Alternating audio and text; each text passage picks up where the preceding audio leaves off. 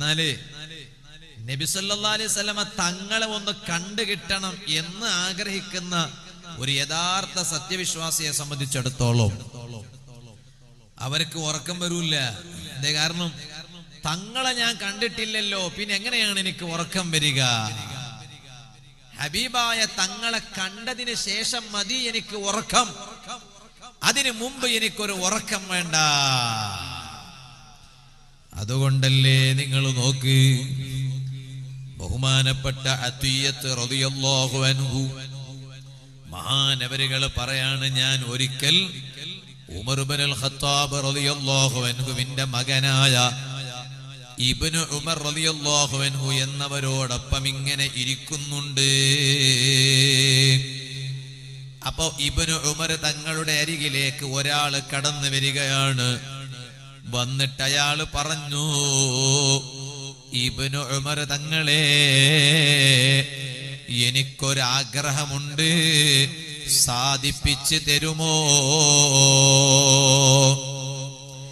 എന്നോട് എന്ത് ആഗ്രഹമാണുള്ളതെന്ന് ചോദിച്ചാൽ എനിക്ക് പറയാനുള്ളത് ദുനിയാവിലെ കുറെ ആഗ്രഹങ്ങളാണ്. ഓ സുഹൃത്തുക്കളെ, നിങ്ങളോട് മരിക്കുന്നതിന് മുമ്പ് എന്ത് ആഗ്രഹമാണുള്ളത് എന്ന് ചോദിച്ചാൽ നിങ്ങൾക്കും ചിലപ്പോൾ പറയാനുള്ളത് അതേ ദുനിയാവിന്റെ ആഗ്രഹങ്ങളായിരിക്കും. എന്നാൽ അങ്ങനെയല്ലല്ലോ. ദുനിയാവിലെ ആഗ്രഹത്തെക്കാളും വലിപ്പമുള്ളത്, മഹത്വമുള്ളത് പരലോകവുമായി ബന്ധപ്പെട്ടുകൊണ്ടുള്ള ആഗ്രഹമാണ്. അതുകൊണ്ടല്ലേ നിങ്ങൾ നോക്ക്, ഇന്നലെ നിങ്ങളൊരു വാർത്ത കേട്ട് കാണും. എല്ലാവർക്കും അറിയാം, കാസർഗോഡ് ജില്ലയിൽ അതേ നമ്മുടെ സമുദായത്തിൽപ്പെട്ട 5 പേര് മരിക്കുകയാണ്. അല്ലാഹു അവരുടെ ഖബർ വിശാലമാക്കി കൊടുക്കട്ടെ. ഒരേ നാട്ടുകാരായ, അതിൽ ഞാൻ അറിഞ്ഞിടത്തോളം 4 സ്ത്രീകൾ ഒരേ കുടുംബത്തിൽപ്പെട്ടവരാണ്. അങ്ങനെ 4 സ്ത്രീകളും ഒരു പുരുഷനും 5 പേര് അതാ ഒരു മരണ വീട്ടിലേക്ക് പോകുന്ന വഴിമധ്യേ, മരണ വീട്ടിലേക്ക് പോകുന്ന വഴിമധ്യേ അതാ അതേ അപകടം സംഭവിക്കുന്നു. 5 പേര് ലോകത്തോട് വിട പറഞ്ഞുപോയി. അല്ലാഹു ആ കുടുംബത്തിന് ക്ഷമ നൽകട്ടെ, സമാധാനം നൽകട്ടെ. അല്ലാഹു ഖലാ ചെയ്തതാണ്, കണക്കാക്കിയതാണ് അങ്ങനെയൊരു മരണം അവിടെ സംഭവിക്കണമെന്ന്. അതുകൊണ്ടല്ലേ ഒരു സെക്കൻഡ് അപ്പുറമായിരുന്നെങ്കിൽ മരണം സംഭവിക്കുമായിരുന്നില്ല. ഒരു സെക്കൻഡ് ഇപ്പുറമായിരുന്നെങ്കിൽ മരണം സംഭവിക്കുമായിരുന്നില്ല. പക്ഷേ റബ്ബിന്റെ ഖലാ ആണ് അവരുടെ മരണം അതേ മരണ വീട്ടിലേക്ക് പോകുന്ന വഴി മധ്യേ സംഭവിക്കണമെന്നത് റബ്ബിന്റെ ഖലാ ആണ്. വലൻ യുഅഖിറല്ലാഹു നഫ്സൻ ഇദാ ജാഅ അജലുഹാ. അവധി വന്നാൽ പിന്നെ പിന്തിപ്പിക്കുന്ന പ്രശ്നമേ ഇല്ല. പരിശുദ്ധ ഖുർആനിൽ അല്ലാഹ് പറഞ്ഞതാണ്. പക്ഷേ ആ മരിക്കുന്നതിന് മുമ്പായി വല്ല ആഗ്രഹവും നമുക്കൊന്ന് പറയാനുണ്ടോ റബ്ബിനോട്? അള്ളാനോട് ചോദിക്കും, നല്ല ഒരു വീട് വേണമെന്ന്. വീട് വേണ്ട, നല്ല വേണം. അള്ളാഹു നമുക്കൊക്കെ നല്ല വീട് തരട്ടെ. ഉള്ള വീട്ടിൽ അള്ളാഹു നല്ല ബറക്കത്ത് ചെയ്യട്ടെ. അള്ളാഹുവിനോട് പലതും നമ്മൾ ചോദിച്ചു വാങ്ങുകയാണ്. നല്ല വാഹനം വേണം, റബ്ബിനോട് ചോദിച്ചു വാങ്ങുന്നു. കച്ചവടം വേണം, അള്ളാഹിനോട് ചോദിച്ചു വാങ്ങുന്നു. ജോലി വേണം, ചോദിച്ചു വാങ്ങുന്നു. ഇവിടെയും വന്നപ്പോൾ ഇപ്പൊ ശരിയായ ഒരു ജോലിയില്ല, ഗൾഫിൽ പോകാൻ ഉദ്ദേശിക്കുന്നുണ്ട് എന്ന് പറഞ്ഞു ദുആ കൊണ്ടൊരു ചെറുപ്പക്കാരൻ വസിയത്ത് ചെയ്തു.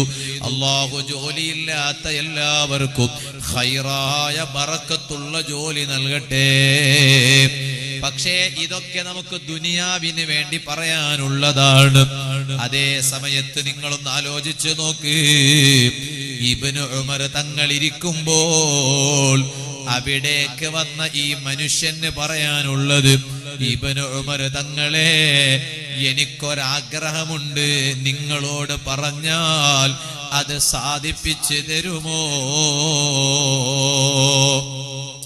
ഇബ്നു ഉമർ തങ്ങൾ ഈ വന്ന മനുഷ്യനോട് ചോദിക്കുകയാണ്, വമാ ഹുവ, ആ ആഗ്രഹം എന്താണ് എന്നൊന്ന് പറഞ്ഞു തരുമോ? അപ്പോ ഈ മനുഷ്യൻ എന്താ പറഞ്ഞത്? അതൊരു ചെറിയ ആഗ്രഹമല്ല, ഒരു നിസ്സാരമായ ആഗ്രഹമല്ല. ഈ മനുഷ്യൻ എവിടുന്ന് പറയാണ്, ലവദിത്തു അന്നീ റഅയ്തു റസൂലല്ലാഹി സ്വല്ലല്ലാഹു അലൈഹി വസല്ലം. എന്താ പറഞ്ഞതെന്നറിയോ? ഒരാഗ്രഹമുണ്ട്, സാധിപ്പിച്ചു തരുമോ എന്ന് ചോദിച്ചപ്പോ ഇബ്നു ഉമർ തങ്ങൾ ഈ വന്ന മനുഷ്യനോട് ചോദിച്ചു, നിന്റെ ആ ആഗ്രഹം എന്താണെന്നൊന്ന് പറ, സാധിപ്പിച്ചു തരാൻ പറ്റുമോ ഇല്ലേന്ന് നമുക്ക് നോക്കാം, ആഗ്രഹം ഒന്ന് പറയാന്ന് പറഞ്ഞു. അപ്പൊ ഈ വന്ന മനുഷ്യൻ പറഞ്ഞു, ലവദിത്തു അന്നീ റഅയ്തു റസൂലല്ലാഹി. ഒരു സ്വലാത്ത് ചൊല്ലിക്കൂടെ സല്ലല്ലാഹു അലൈഹി വസല്ലം. അല്ലേ, ഈമാനുള്ള മനുഷ്യന്റെ ഒരാളെ കൽബിൽ മുത്തുനബി സല്ലല്ലാഹു അലൈഹി വസല്ലമ തങ്ങളോട് സ്നേഹമുണ്ട് എന്നതിന് ഏറ്റവും ചെറിയ ഒരു അടയാളം പണ്ഡിതന്മാർ പറഞ്ഞെന്താണെന്നറിയോ? ചെറിയ അടയാളം, അതില്ലാന്ന് കണ്ടാൽ അവന്റെ കൽബിൽ സ്നേഹം ഇല്ല എന്നാണ്. ഒന്ന് നാടകം കളിക്കാന്ന്, വിഷമം തോന്നരുത്, ഒന്ന് നാടകം കളിക്കുകയാണ്, യഥാർത്ഥ സ്നേഹം ഇല്ല എന്നാണ്. ഏറ്റവും ചുരുങ്ങിയ രൂപത്തിൽ ഒരാളെ കൽബിൽ സ്നേഹമുണ്ട് ഹബീബിനോട് സല്ലല്ലാഹു അലൈഹി വസല്ലം എന്ന് മനസ്സിലാക്കണമെങ്കിൽ ഏറ്റവും ചെറിയ അടയാളം, വലിയ അടയാളം പലതും ഉണ്ട് കേട്ടോ, പക്ഷെ ഏറ്റവും ചെറിയ അടയാളം എന്താണെന്നറിയോ? ഹബീബായ നബി മുഹമ്മദ് റസൂലുള്ളാഹി സ്വല്ലല്ലാഹു അലൈഹി വസല്ലം തങ്ങളെ പേര് കേൾക്കുമ്പോഴേക്ക് അവനിൽ എന്തോ ഒരു മാറ്റം ഉണ്ടാവുന്ന, ഒരു മാറ്റം, അതിനു മുമ്പ് കാണാത്ത ഒരു മാറ്റം തങ്ങളെ പേര് കേട്ടാൽ ഉടനെ ഉണ്ടാകുന്നതാണ്. ആ മാറ്റം വേറൊന്നുമല്ല, പിന്നെന്താ? ഉറക്ക സ്വലാത്തു അല്ലെന്നേ, അതിനേക്കാളും വലിയ മാറ്റം വേറല്ലല്ലോ. ഉറക്ക സ്വലാത്തു അല്ലാണ്. റബീഉൽ അവ്വൽ മാസാണല്ലോ. ഇന്നത്തെ നമ്മുടെ ഈ സദസ്സിൽ നിന്ന് അല്ലെ, ഹുബ്ബുർ റസൂൽ എന്നാണ് വിഷയം. സല്ലല്ലാഹു അലൈഹി വസല്ലം മുത്തുനബി തങ്ങളോടുള്ള പ്രണയം സല്ലല്ലാഹു അലൈഹി വസല്ലം എന്നതാണ് വിഷയം. ഈ പ്രണയത്തിന്റെ സദസ്സിൽ നിന്ന് ചെറുപ്പക്കാരാ, ഏതെങ്കിലും ഒരു കാമുകിയോടുള്ള പ്രണയത്തിന്റെ കഥയല്ല ഇവിടെ പറയുന്നത്. പെങ്ങളെ, ഏതെങ്കിലും ഒരു കാമുകനോടുള്ള പ്രണയത്തിന്റെ കഥയല്ല ഇവിടെ പറയുന്നത്, മറിച്ച് ഹബീബിനോടുള്ള പ്രണയമാണ് സല്ലല്ലാഹു അലൈഹി വസല്ലം. ഈ സദസ്സിൽ നിന്ന് നമുക്ക് ധാരാളം സ്വലാത്തുകൾ മദീനയിലേക്ക് സമർപ്പിച്ച് അവസാനം ഈ സദസ്സിൽ നിന്ന് പിരിഞ്ഞു പോകുമ്പോൾ കണ്ണുകൾ നനഞ്ഞുകൊണ്ട് ഖൽബ് പടഞ്ഞ് പടച്ചറബിലേക്ക് മനസ്സ് തിരിച്ച് ദുആ ചെയ്ത് പിരിയേണ്ടതാണ്. അല്ലാഹു കബൂൽ ചെയ്യട്ടെ. അതുകൊണ്ട് ഉറക്ക സ്വലാത്ത് ചൊല്ലണം. നബി മുഹമ്മദുർ റസൂലുള്ളാഹി അവസാനം വരെ ഉണ്ടാപോയത് അല്ല. ഇനിയിപ്പോ ഇടക്കിടക്ക് ഓരോ പേര് പറയുമ്പോഴേക്ക് ഇടക്കിടക്ക് ഓർമ്മപ്പെടുത്തേണ്ടി വരുമോ? ഇത് സദസ്സ് വേറെയാണ് എന്ന് ഓർമ്മപ്പെടുത്തേണ്ടി വരാൻ പാടില്ല. നബി മുഹമ്മദുർ റസൂലുള്ളാഹി സല്ലല്ലാഹു അലൈഹി വസല്ലമ തങ്ങളെ എനിക്കൊന്ന് കാണണം, ഇബ്നു ഉമർ തങ്ങളെ, അതിനൊരു സൗകര്യം ചെയ്തു തരുമോ? വല്ലാത്ത ഒരാഗ്രഹമല്ലേ ചെറുപ്പക്കാരാ. കൽബിൽ പലരെയും നീ കൊണ്ട് നടക്കുന്നുവല്ലടോ. യുവതികളെ, ഈ കാലഘട്ടം വഴിതെറ്റിപ്പോയ യുഗമാണ്. ഇന്ന് ജീവിക്കുന്ന യുവതികളായ നിങ്ങൾ നിങ്ങളുടെ കൽബിൽ പലരെയും കൊണ്ട് നടക്കുന്നുണ്ടല്ലേ? അല്ല പൊരുത്തപ്പെട്ടതാണോ അല്ലേ എന്നതിലേക്ക് നോട്ടമേ ഇല്ല. ഞാൻ അതിലേക്ക് കടന്നു വരികയാണ്. നിങ്ങളുടെ ജീവിതത്തിൽ നിങ്ങൾ അറിയേണ്ടുന്ന, മനസ്സിലാക്കേണ്ടുന്ന മഹദിമാരുടെ കഥ നമുക്ക് ഇന്നത്തെ സദസ്സിൽ പറയേണ്ടതുണ്ട്. അത് മറ്റാരുമല്ല, ഹബീബായ നബി സല്ലല്ലാഹു അലൈഹി വസല്ലമ തങ്ങളുടെ ജീവിത പങ്കാളികളാകാൻ ഈ ദുനിയാവിൽ നിന്ന് അല്ലാഹ് തെരഞ്ഞെടുത്തിട്ടുള്ള മുത്തുനബി സല്ലല്ലാഹു അലൈഹി വസല്ലമ തങ്ങളുടെ പ്രിയപ്പെട്ട പത്നിമാരില്ലേ, ഭാര്യമാരില്ലേ, ഉമ്മഹാത്തുൽ മുഅ്മിനീൻ, ലോകത്ത് ഖിയാമത്ത് നാൾ വരെ വരുന്ന എല്ലാ മുഅ്മിനീങ്ങളുടെ ഉമ്മമാരല്ലേ അവര്. ആ ഉമ്മമാരുടെ കഥ നമുക്ക് ഇന്നത്തെ ഈ പ്രണയത്തിന്റെ സദസ്സിൽ വെച്ച് നമുക്ക് പറയാനുണ്ട്. അത് ഉമ്മമാര് നന്നായി കേൾക്കേണ്ടതുണ്ട്. അല്ലാഹു തൗഫീഖ് ചെയ്യട്ടെ. ഇയാള് വന്നിട്ട് ഇബ്നു ഉമർ തങ്ങളോട്, എന്റെ കൽബിൽ ഒരാഗ്രഹമുണ്ട്, എനിക്ക് ഹബീബായ സല്ലല്ലാഹു അലൈഹി വസല്ലമ തങ്ങളെ ഒന്ന് കാണണമെന്ന് പറഞ്ഞപ്പോ ഇബ്നു ഉമർ തങ്ങൾ ആ വന്ന മനുഷ്യനോട് തിരിച്ചങ്ങോട്ടൊരു ചോദ്യം ചോദിച്ചു. ഞാൻ നിങ്ങളോട് ചോദിച്ചില്ലേ തങ്ങളെ കാണാൻ ആഗ്രഹമുള്ളവരെ കൈവെക്കൂന്ന് പറഞ്ഞപ്പോ പൊക്കിയില്ലേ? ഇനി എന്റെ രണ്ടാമത്തെ ചോദ്യമാണ് നിങ്ങളോട്. അതിന് നിങ്ങൾക്ക് ഇവിടെ ഓരോരുത്തർക്കും മറുപടി പറയാൻ സമയമില്ല. പിന്നെ നിങ്ങൾ തന്നെ വേദ പറയേണ്ടി വരും. പിന്നെ വേദന വന്നാൽ ഞാൻ വെറുതെ ഇവിടെ ഇരിക്കേണ്ടി വരും. പിന്നെ നിങ്ങൾ തന്നെ പറയേണ്ടി വരും. രണ്ടാമത്തെ ചോദ്യം എന്താണെന്നറിയോ? ഇബ്നു ഉമർ തങ്ങൾ ഈ വന്ന മനുഷ്യനോട് പറയാണ്, നിനക്കൊരാഗ്രഹമുണ്ടെന്ന് നീ പറഞ്ഞു. എന്താണ് ആഗ്രഹം എന്ന് ചോദിച്ചപ്പോ, നബി സല്ലല്ലാഹു അലൈഹി വസല്ലം തങ്ങളെ ഒന്ന് കാണണമെന്നാണല്ലോ നീ ആഗ്രഹം പ്രകടിപ്പിക്കണേ. എന്നാ നിന്നോട് അങ്ങോട്ടൊരു ചോദ്യം എനിക്ക് ചോദിക്കാനുണ്ട്. എന്താണത്? അതേ തസ്നഉ മാദാ, ഓ മനുഷ്യ, തങ്ങളെ നീ കണ്ടാൽ എന്ത് ചെയ്യോ? ഹബീബായ നബി സല്ലല്ലാഹു അലൈഹി വസല്ലം തങ്ങളെ നിനക്കൊന്ന് കാണാൻ കിട്ടിയാൽ നീ എന്ത് ചെയ്യോ? എത്ര കാലമായി ചെറുപ്പക്കാരാ റബ്ബിനോട് ദുആ ചെയ്യുന്നത്. അല്ലാഹ് ഒന്ന് മരിക്കുന്നതിന് മുമ്പ് ആ ഹബീബ് സല്ലല്ലാഹു അലൈഹി വസല്ലം തങ്ങളെ ഒന്ന് കാണിച്ചു തരണേ അല്ലാഹ്. പക്ഷേ രണ്ടാമത്തെ ചോദ്യമാണ്, തസ്നഉ മാദാ, കണ്ടാൽ അവിടുന്ന് നീ എന്താണ് ചെയ്യുക? നിനക്ക് എന്താണ് ചെയ്യാൻ തോന്നുക? ഞങ്ങൾക്ക് യഥാർത്ഥത്തിലുള്ള ഈമാന് കൽബിൽ ഇരുന്നിട്ടില്ല. പറയട്ടെ മുസ്ലിമീങ്ങളെ, പേരിന് നിസ്കാരമുണ്ടെന്നത് ശരിയാണ്, പേരിന് തലയിൽ ഒരു തൊപ്പിയുണ്ടെന്നത് ശരിയാണ്, പേരിന് മുഖത്ത് താടിരോമങ്ങൾ ഉണ്ടെന്നത് ശരിയാണ്. വഅദ് കേൾക്കുന്ന ഉമ്മമാരെ, പേരിന് പർദയുണ്ടെന്നത് ശരിയാണ്, പേരിനൊരു ഹിജാബ് ഉണ്ടെന്നത് ശരിയാണ്, പേരിന് തലയിൽ ഒരു തട്ടമുണ്ടെന്നത് ശരിയാണ്. പക്ഷേ യഥാർത്ഥത്തിൽ കൽബിൽ കുടികൊള്ളേണ്ടുന്ന ഈമാന് കടന്നു വന്നിട്ടില്ല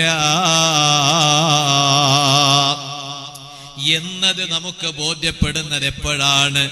ഇതുപോലത്തെ ചോദ്യം നമ്മുടെ ചങ്കിൽ തറക്കുമ്പോഴാണ്. അങ്ങനെയുണ്ടല്ലോ, കൽബിൽ തറക്കുന്ന ചോദ്യമല്ലേ? ഈ വന്നയാളോട് ഇബ്നു ഉമർ തങ്ങൾ തിരിച്ചങ്ങോട്ട് ചോദിക്കുന്നു, തസ്നഉ മാദാ, ഹബീബായ നബി സല്ലല്ലാഹു അലൈഹി വസല്ലമ തങ്ങളെ നിനക്ക് ഒരുപക്ഷെ കണ്ടുകിട്ടിയാൽ എന്താണ് നീ തങ്ങളെ ചെയ്യുക മോനെ? ഒന്ന് പറഞ്ഞതാ. അപ്പൊ ഈ മനുഷ്യൻ എവിടെന്ന് പറയാണ്, വല്ലാഹി ഉഅ്മിനു ബിഹി, ഒന്നാമതായി ഞാൻ ചെയ്യുന്നത് എന്താണെന്നറിയോ? അല്ലാഹുവാണേ സത്യം, തങ്ങളെ കണ്ടാൽ ഉടനെ ഞാൻ തങ്ങളെ കൊണ്ട് വിശ്വസിക്കുന്നു. തങ്ങളെ സ്വല്ലല്ലാഹു അലൈഹി വസല്ലമ കണ്ട ഉടൻ ഒന്നാമതായി ഞാനതാ വിശ്വസിക്കുന്നു. ഇബ്നു ഉമർ തങ്ങൾ രണ്ടാമതായി ചോദിച്ചു, വിശ്വസിച്ചതിന് ശേഷം നീ പിന്നെ എന്താണ് ചെയ്യുക? നിന്റെ മുന്നിൽ തങ്ങൾ ഉണ്ടെങ്കിൽ നീ എന്താണ് ചെയ്യുക? ഇബ്നു ഉമർ റളിയല്ലാഹു അൻഹുവിനോട് ഈ മനുഷ്യൻ പറയാണ്, ഉഖബ്ബിലു മാ ബൈന ഐനൈഹി. ഇബ്നു ഉമർ തങ്ങളെ ആ ഹബീബ് സല്ലല്ലാഹു അലൈഹി വസല്ലം തങ്ങളുടെ രണ്ട് നേത്രങ്ങൾക്കിടയിൽ നെറ്റിത്തടത്ത് ഞാനൊരു ഉമ്മ വെക്കുന്നു. ഹബീബായ സല്ലല്ലാഹു അലൈഹി വസല്ലമ തങ്ങളെ കണ്ട ഉടൻ രണ്ട് കണ്ണുകൾക്കിടയിൽ ഞാനതാ ഒരു മുത്തം കൊടുക്കുന്നു, ചുംബിക്കുന്നു. ചുംബനത്തിന്റെ കഥകൾ പലതും പറയാനുണ്ടാകും. ചുംബനത്തിന്റെ കഥകൾ പലതും പറയാനുണ്ടാകും. ചെറുപ്പക്കാരാ, എവിടെയെങ്കിലും നിന്റെ സ്റ്റേറ്റസിൽ അതാ 2 ലിപ്സിന്റെ ചിത്രം നീ പതിപ്പിച്ചിട്ടുണ്ടാകും. പെങ്ങളെ, എവിടെയെങ്കിലും നിന്റെ അതാ സ്റ്റേറ്റസിൽ 2 ലിപ്സിന്റെ അതാ ചിത്രം പതിപ്പിച്ചിട്ടുണ്ടാകും. ഞാനിത് ഏതെങ്കിലും ഒരു വഴിവിട്ട ചുംബനത്തിന്റെ കഥയല്ല പറയുന്നത്, മറിച്ച് മുത്ത് നബി സല്ലല്ലാഹു അലൈഹി വസല്ലമ തങ്ങളുടെ 2 കണ്ണുകൾക്കിടയിൽ ഒരു ചുംബനം സമർപ്പിക്കുക, ഒരു മുത്തം നൽകുക. ഈ വന്നയാള് ഇബ്നു ഉമർ തങ്ങളോട് പറഞ്ഞതാണ്, കണ്ടു കിട്ടിയാൽ ഒന്നാമതായി ഞാൻ വിശ്വസിക്കും തങ്ങളെ കൊണ്ട്, രണ്ടാമതായി ഞാൻ ആ 2 കണ്ണുകൾക്കിടയിൽ മുത്തം കൊടുക്കും. ഇബ്നു ഉമർ തങ്ങൾ ചോദിച്ചു, പിന്നെ നീ എന്താ ചെയ്യുക? ആ വന്ന മനുഷ്യൻ പറയാണ്, ആ ഹബീബായ തങ്ങൾ എന്താണ് പറയുന്നത് അത് പൂർണ്ണമായും ഞാൻ അനുസരിക്കും ഇബ്നു ഉമർ തങ്ങളെ, പൂർണ്ണമായി ഞാൻ അനുസരിക്കും. അപ്പോഴാണ് ഇബ്നു ഉമർ തങ്ങളി വന്നയാളോട് പറയാണ്, എന്നാൽ ഞാൻ നിനക്കൊരു സന്തോഷ വാർത്ത പറഞ്ഞു തരട്ടെയോ? അലാ ഉബശ്ശിറുക, ഓ മനുഷ്യ, നിനക്ക് ഞാനൊരു സന്തോഷ വാർത്ത പറഞ്ഞു തരട്ടെയോ? ഖാല ബലാ, ആ മനുഷ്യൻ പറയാണ്, പറയൂ ഇബ്നു ഉമർ തങ്ങളെ. അപ്പ പറയാണ്, യാ അബാ അബ്ദുറഹ്മാൻ, ഓ മനുഷ്യ, സമിഅ്തു റസൂലല്ലാഹി സ്വല്ലല്ലാഹു അലൈഹി വസല്ലം യഖൂൽ, അല്ലാഹുവിന്റെ റസൂൽ സ്വല്ലല്ലാഹു അലൈഹി വസല്ലം തങ്ങൾ പറയുന്നത് ഞാൻ കേട്ടിട്ടുണ്ട്. എന്താണ് തങ്ങൾ പറയുന്നത്? മഖ്തലത ഹുബ്ബി ബിഖൽബി അബ്ദീൻ, ഏതെങ്കിലും ഒരു അടിമയുടെ ഖൽബിൽ, ഒരടിമയുടെ മനസ്സിൽ എന്നോടുള്ള സ്നേഹം കളർന്നുകൂടിയാൽ അല്ലാഹു തആല നമുക്കൊരു മനസ്സ് തന്നിട്ടുണ്ട്. ആ മനസ്സിനെ അല്ലാഹു നന്നാക്കി തരട്ടെ. അല്ലാഹു ഞങ്ങളെ മനസ്സ് നന്നാക്കി തരട്ടെ. അല്ലേ, ഞങ്ങളെ ശരീരത്തില് അത്രയും പവറുള്ള ഒരു ഭാഗം വേറല്ല. മനസ്സിന്റെ ആ പവർ ഒന്നുമില്ല.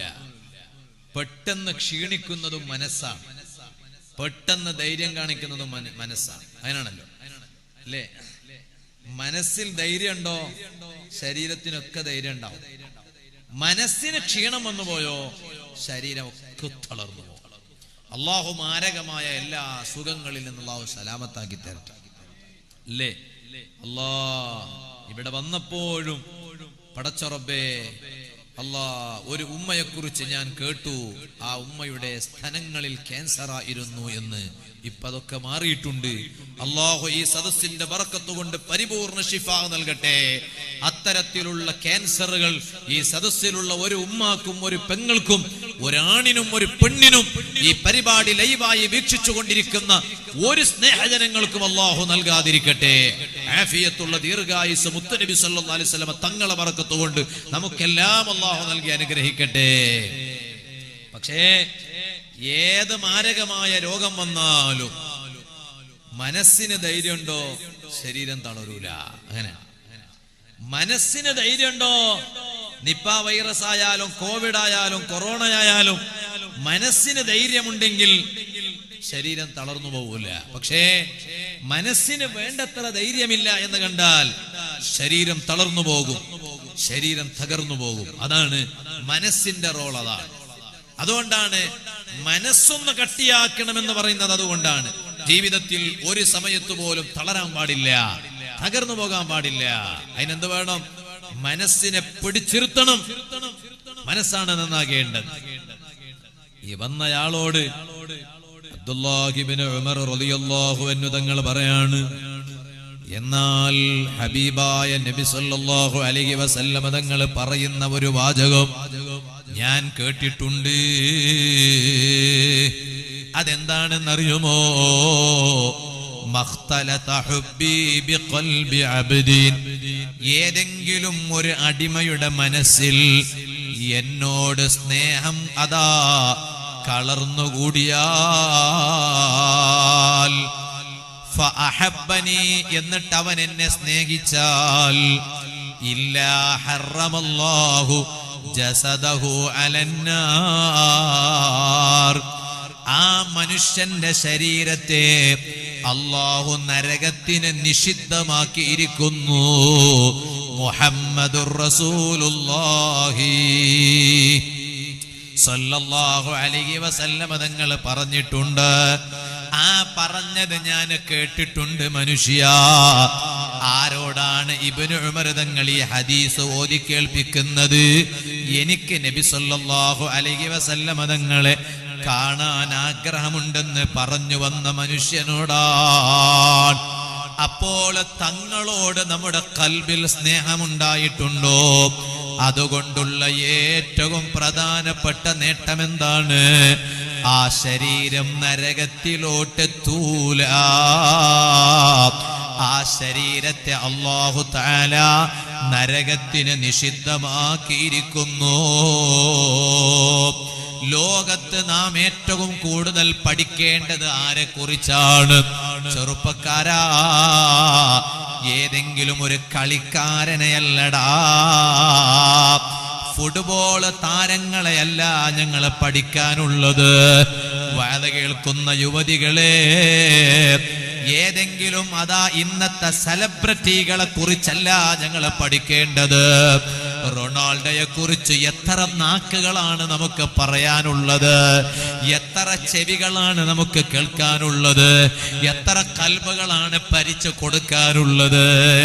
അല്ലേ ചെറുപ്പക്കാരാ? ഞാൻ ആകെ ഒരുത്തന്റെ പേര് പറഞ്ഞു എന്നേയുള്ളൂ. മെസ്സി ആണെങ്കിലും അങ്ങനെ തന്നെ, എംബാപ്പയാണെങ്കിലും അങ്ങനെ തന്നെ, ഏത് കളിക്കാരനാണെങ്കിലും അങ്ങനെ തന്നെ.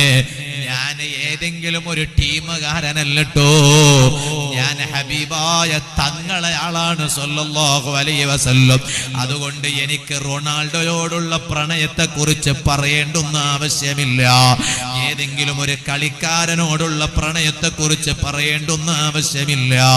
എനിക്ക് പറയാനുള്ളത് എന്റെ ഹബീബ് സല്ലല്ലാഹു അലൈഹി വസല്ലമ തങ്ങളോടുള്ള പ്രണയത്തെ കുറിച്ച് മാത്രമാണ്. ഏറ്റവും കൂടുതൽ ആരെ കുറിച്ചാണ് പഠിക്കേണ്ടത്? ആരെ കുറിച്ച് പഠിച്ചാലാണ് നമുക്കൊരു കാര്യമുണ്ടാകുന്നത്? ആരെ കുറിച്ചാണ്? ഹബീബായ അഷ്റഫുൽ ഖൽഖ് മുഹമ്മദുർ റസൂലുള്ളാഹി, നബി മുഹമ്മദുർ റസൂലുള്ളാഹി സല്ലല്ലാഹു അലൈഹി വസല്ലം തങ്ങളെ കുറിച്ചാണോ അല്ലേ? ആണോ അല്ലേ? ആണോ അല്ലേ? ആണോ അല്ലേ? തലാട്ടിയാ പോരാ, നാവ് കൊണ്ട് തുറന്നു പറയും. ആണോ അല്ലേ?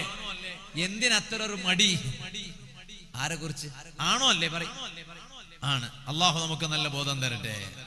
വേറെ ആരെ കുറിച്ച് പഠിച്ചിട്ട് എന്ത് കാര്യമാണെന്നാ ഞാൻ ചോദിക്കുന്നത്. എന്റെ ഉമ്മ പെങ്ങന്മാരോടൊക്കെ ഞാൻ ചോദിക്കട്ടെ, കൈവെള്ളയിലെ മൊബൈലിൽ എത്ര മണിക്കൂറുകളാണ് ഓരോ വീഡിയോ കാണാൻ വേണ്ടി നമ്മൾ സമയം ദുരുപയോഗം ചെയ്യണത്. എന്നിട്ട് ആ കണ്ട വീഡിയോയെ കുറിച്ച് അങ്ങോട്ടും ഇങ്ങോട്ടും സ്ത്രീകളൊക്കെ അഭിപ്രായം പറയാണ്. എന്തൊരു ഉഷാറാണ്. ചോദിക്കട്ടെ എന്റെ ഈ സദസ്സിലിരിക്കുന്ന ഉമ്മ പെങ്ങന്മാരോട്, നിങ്ങൾക്ക് എന്റെ ഹബീബിനെ കുറിച്ച് എത്ര അറിയാം? എന്റെ ഹബീബ് സല്ലല്ലാഹു അലൈഹി വസല്ലമ തങ്ങൾക്ക് 99 പേരുകളുണ്ട്. എത്ര പേര് നിങ്ങൾക്കറിയാം എന്റെ ഉമ്മമാരെ? പിന്നെ എന്ത് വെച്ചിട്ടാണ് ഹബീബിനെ കാണാൻ ആഗ്രഹമുണ്ടോ ചോദിക്കുമ്പോ കൈവെക്കണത്? അല്ല, എന്തെങ്കിലും ഒന്നും ഉണ്ടാക്കി വെച്ചിട്ട് വേണ്ട ഒരു ആഗ്രഹം പ്രകടിപ്പിക്കാൻ. ഞങ്ങളെ നാട്ടിലൊക്കെ പറയും, എന്തെങ്കിലും ഒന്ന് ആക്കിയിട്ട് ബൈക്കണ്ടേലബ്ബാ,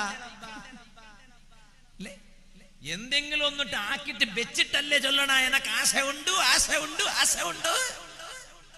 എന്തെങ്കിലും ഒന്ന് ഉണ്ടാക്കി വെക്കണ്ട, എന്നാലല്ലേ നമ്മൾ ആഗ്രഹം ഉണ്ടെന്ന് പറഞ്ഞിട്ട് കാര്യമുള്ളൂ. അല്ലെങ്കിൽ എന്താ ആഗ്രഹം? അല്ലേ? ബിരിയാണി കഴിക്കണം ആഗ്രഹമല്ലേ? എന്താഗ്രഹം? പ്രായമുള്ളവർക്കൊക്കെ ആഗ്രഹം പോയി കളഞ്ഞു. പണ്ടൊക്കെ ഉണ്ടായിരുന്നു, ഇപ്പൊ പിന്നെ വെറും ചോറ് കിട്ടിയാൽ മതി എന്ന് ആഗ്രഹം. എനിക്കും തന്നെ വയല് പറയണതിന്റെ ഒക്കെ തുടക്കത്തിൽ ആദ്യകാലത്ത് വയലിന് തുടങ്ങുമ്പോ അപ്പോ അങ്ങനെ രസം നാടൻ കോഴി വേണം, വാശി പിടിക്കല്ലോ കേട്ടോ. ചോദിച്ചാൽ ഇങ്ങനെ ഒരു ആഗ്രഹം പറയും, അല്ലെങ്കിൽ ആട്ടിറച്ചി വേണം. ഇന്ന് ഞങ്ങൾ ഭക്ഷണം കഴിക്കാൻ പോയ വീട്ടിൽ സുബ്ഹാനല്ലാഹ്, അല്ലാഹു ആ വീട്ടുകാർക്ക് ഞങ്ങൾക്കൊക്കെ സ്വർഗീയ ഭക്ഷണം തരട്ടെ. നമ്മളെ പ്രസിഡന്റ് ആട്ടിറച്ചിയാ കഴിച്ചത്, ഞാൻ നന്നായി ശ്രദ്ധിച്ചു. മൂപ്പർക്ക് മീന് വേണ്ട, അള്ളാഹു ആഫിയത്തുള്ള ദീർഘായുസ്സം കൊടുക്കട്ടെ. പിന്നെ ചെറിയ ക്ഷീണങ്ങളൊക്കെ ഉണ്ടെന്ന് പറഞ്ഞു, ഒരു ക്ഷീണവും ഇല്ല എന്നാ ഞാൻ പറഞ്ഞേ. ആ ശരീരം കാണുമ്പോൾ ഒരു ക്ഷീണവും ഇല്ല. അള്ളാഹു ഉള്ള ക്ഷീണങ്ങളൊക്കെ ഞങ്ങളെ സദസ്സിന്റെ ബറക്കത്തുകൊണ്ട് അള്ളാഹു മാറ്റിക്കൊടുക്കട്ടെ. ആഫിയത്തും ഷിഫാഉം അള്ളാഹു പ്രദാനം ചെയ്യട്ടെ. ഞാൻ പറയണ ഓരോ വാചകം നന്നായി ശ്രദ്ധിക്കണം, ഓരോ വാചകം, എന്നാലേ കാര്യം ഉണ്ടാവുള്ളൂ. അല്ല വെറുതെ കൂടി പിരിഞ്ഞു പോയിട്ട് കാര്യമല്ല. ഓരോ വാചകം ശ്രദ്ധിച്ചാലേ ഖൽബിൽ എന്തെങ്കിലും ഒരു മാറ്റം എനിക്കും നിങ്ങൾക്കും ഉണ്ടാവും. ഉമ്മമാരെ ഞാൻ പ്രത്യേകം ഓർമ്മപ്പെടുത്തുകയാണ് അല്ലേ. പക്ഷെ ഞാൻ അവിടെ നിന്ന് ഭക്ഷണം കഴിക്കുമ്പോൾ ഞാൻ പറഞ്ഞു മീൻകറി മതി എന്ന് പറഞ്ഞു. അൽഹംദുലില്ലാഹ് നല്ല മീനുണ്ടായി, മീനൊക്കെ വെച്ചു. അപ്പോഴാണ് നമ്മളെ കൂടെ ഉള്ളവരൊക്കെ എന്നോട് പറയാണ്, ഇവിടെ ഞാൻ ചോദിച്ചു നിങ്ങളൊന്നും മീൻ കൂട്ടുകൊണ്ടില്ലേ ചോദിച്ചപ്പോ പറഞ്ഞു ഇവിടെ എപ്പോഴും മീൻ തന്നെയാണ്, ഞങ്ങൾ മീനിന്റെ നടുവിലാ ജീവിക്കണമെന്ന് പറഞ്ഞു. എന്നിട്ട് ചെറിയ വിലക്കൊക്കെ നല്ല മുന്തിയ മീനൊക്കെ പിന്നെ ഇവിടുന്ന് കിട്ടുന്നുണ്ടെന്ന് പറഞ്ഞു. അപ്പൊ എന്റെ കൽബിലൊന്നും ഇങ്ങനെ തോന്നിപ്പോയി, ഏതെങ്കിലും ഒരു ചങ്ങാതി കുറച്ച് മീൻ വാങ്ങി തന്നിരുന്നത് നന്നായിരുന്നു എന്ന് പറഞ്ഞിട്ട്. ഞങ്ങളെ നാട്ടിലൊക്കെ മീൻ വാങ്ങണമെങ്കിൽ നല്ല പൈസ എടുക്കേണ്ടി വരും. തമാശ പറഞ്ഞിട്ടോ, തമാശ പറഞ്ഞതാ. ഇൻഷാ അല്ലാഹ് ഇന്നും ഞാൻ ഇങ്ങോട്ട് വരുമ്പോ ഒരു തങ്ങളെ വീട്ടിൽ പോയിട്ട് വന്നതാണ്. ആ തങ്ങളെ വീട്ടിലേക്ക് ഞാൻ പോകുമ്പോ റബീഉൽ അവ്വൽ മാസല്ലേ, മുത്തുനബി സ്വല്ലല്ലാഹു അലൈഹി വസല്ലം പേരക്കുട്ടിയല്ലേ. ആ തങ്ങളെ വീട്ടിലേക്ക് പോകുമ്പോ 5500 രൂപയുടെ മത്സ്യം കൊണ്ടുപോയി കൊടുത്തിട്ടാണ് ഇങ്ങോട്ട് വന്നത്. പക്ഷേ അത് തന്നത് വേറൊരു സഹോദരനാണ്. അല്ലാഹു തആല അദ്ദേഹത്തിന്റെ കച്ചവടത്തിൽ ബർക്കത്ത് ചെയ്യട്ടെ, അദ്ദേഹത്തിന്റെ കാര്യങ്ങൾ അല്ലാഹു റഹത്താക്കി കൊടുക്കട്ടെ. എങ്ങനെയാണ് ഒരു തങ്ങന്മാരെ വീട്ടിൽ പോകുമ്പോൾ മുത്തുനബി തങ്ങളെ പേരക്കുട്ടിയല്ലേ സ്വല്ലല്ലാഹു അലൈഹി വസല്ലം, അവർക്ക് വല്ലാത്തൊരു മഹത്വമാണല്ലോ തങ്ങന്മാർ എന്ന് പറഞ്ഞാൽ. അത് പാന്റ് ഷർട്ട് ഇട്ട തങ്ങളാണെങ്കിലും ശരി, പിന്നെ ഇൽമുള്ള തങ്ങളാണെങ്കിലും ശരി, ഇൽമില്ലാത്ത തങ്ങളാണെങ്കിലും ശരി, മുത്തുനബി തങ്ങളെ കുടുംബാണ് സ്വല്ലല്ലാഹു അലൈഹി വസല്ലം എന്ന നിലക്ക് ഏറ്റവും മുന്തിയവർ അവരാണ്. അങ്ങനെയുണ്ട്. അപ്പൊ ഇരിക്കട്ടെ, അപ്പൊ നിങ്ങൾ മീനൊന്നും പ്രതീക്ഷിച്ചിട്ടല്ല ഞാൻ ഈ വേദ പറയണതെന്ന് ചുരുക്കി പറഞ്ഞ് ഞാൻ പറഞ്ഞു വന്നത്. പക്ഷെ ഒരു ആഗ്രഹം ഉണ്ടെങ്കിൽ, നമ്മൾ ആഗ്രഹം ഉണ്ട് എന്ന് പറഞ്ഞാൽ ആ ആഗ്രഹം നേടിയെടുക്കാൻ എന്തെങ്കിലും ഒന്ന് ഉണ്ടാക്കി വെക്കണ്ടേ ഉമ്മമാരെ? അതൊന്നുമില്ലാതെ ആഗ്രഹം ഉണ്ടെന്ന് പറഞ്ഞിട്ട് കാര്യമുണ്ടോ? ഇല്ല. ഞാൻ ചോദിക്കട്ടെ, മുത്തു റസൂലുള്ളാഹി സ്വല്ലല്ലാഹു അലൈഹി വസല്ലമ തങ്ങളെ കുറിച്ച് ഞാൻ എത്ര പഠിച്ചു, നിങ്ങൾ എത്ര പഠിച്ചു? നമുക്ക് നാടൻ വർത്തമാനങ്ങൾ എത്രയൊക്കെ അറിയാം. അഭിപ്രായം പറയാൻ ഉഷാറാണ്, അഭിപ്രായം കേൾക്കാൻ ജോറാണ്. ചോദിക്കട്ടെ, എന്റെ ഹബീബിനെ കുറിച്ച് എനിക്ക് എത്ര അറിയാം? എന്റെ ഹബീബിനെ കുറിച്ച് സ്വല്ലല്ലാഹു അലൈഹി വസല്ലം നിങ്ങൾക്ക് എത്ര അറിയാം? ഏറ്റവും കൂടുതൽ പഠിക്കേണ്ടുന്നത് ആരെ കുറിച്ചാണ്? അത് എന്റെ ഹബീബ് സ്വല്ലല്ലാഹു അലൈഹി വസല്ലം തങ്ങളെ കുറിച്ചല്ലേ. അതുകൊണ്ടല്ലേ ഉമ്മമാരെ, കുട്ടികൾക്ക് ഒന്നാമതായി പഠിപ്പിക്കേണ്ടുന്ന അറിവേതാണ്? മൊബൈലിനെ കുറിച്ചല്ലേ? അല്ല. ഇന്നത്തെ പല ഉമ്മമാരും തെറ്റിദ്ധരിച്ചു പോയതാണ്. മൊബൈലിനെ കുറിച്ചല്ല കുട്ടികൾക്ക് ഒന്നാമതായി പഠിപ്പിക്കേണ്ടത്. ഫിഖ്ഹിന്റെ കിതാബുകളിൽ കാണാം, മഹാന്മാര് പഠിപ്പിക്കുന്നുണ്ട്. ഒന്നാമതായി നമ്മുടെ മക്കൾക്ക് പഠിപ്പിച്ചു കൊടുക്കേണ്ടുന്നത് അത് എന്റെ ഹബീബിനെ കുറിച്ചാണ് സ്വല്ലല്ലാഹു അലൈഹി വസല്ലം. എന്താണ് ഒന്നാമതായി പഠിപ്പിച്ചു കൊടുക്കേണ്ടത്?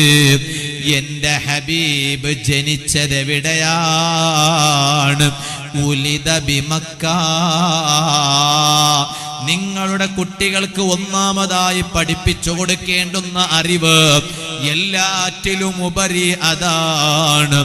അറബി അക്ഷരം പഠിപ്പിച്ചു കൊടുക്കുന്നതിനേക്കാളും ഖുർആൻ പഠിപ്പിച്ചു കൊടുക്കുന്നതിനേക്കാളും. എന്തേ കാരണം?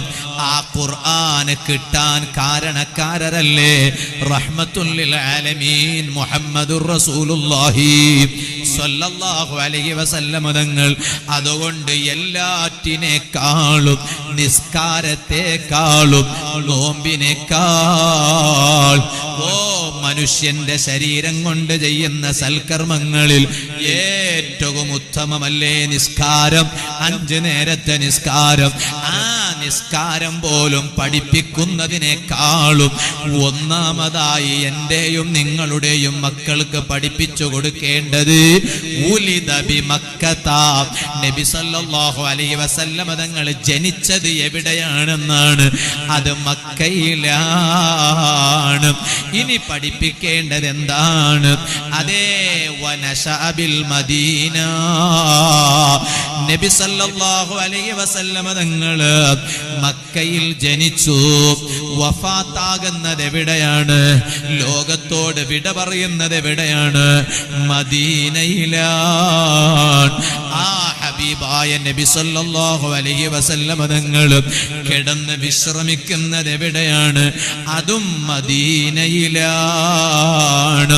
ഇതാണ് എന്റെയും നിങ്ങളുടെയും കുട്ടികൾക്ക് ഒന്നാമതായി പഠിപ്പിച്ചു കൊടുക്കേണ്ടതെന്ന് മഹാന്മാരായ പണ്ഡിതന്മാര് പറയുമ്പോ മുതിർന്നവരായ ഞാനും നിങ്ങളും എന്റെ ഹബീബിനെ കുറിച്ച് സല്ലല്ലാഹു അലൈഹി വസല്ലം എത്രമാത്രം പഠിക്കേണ്ടതുണ്ട്, അറിയേണ്ടതുണ്ട്, മനസ്സിലാക്കേണ്ടതുണ്ട്.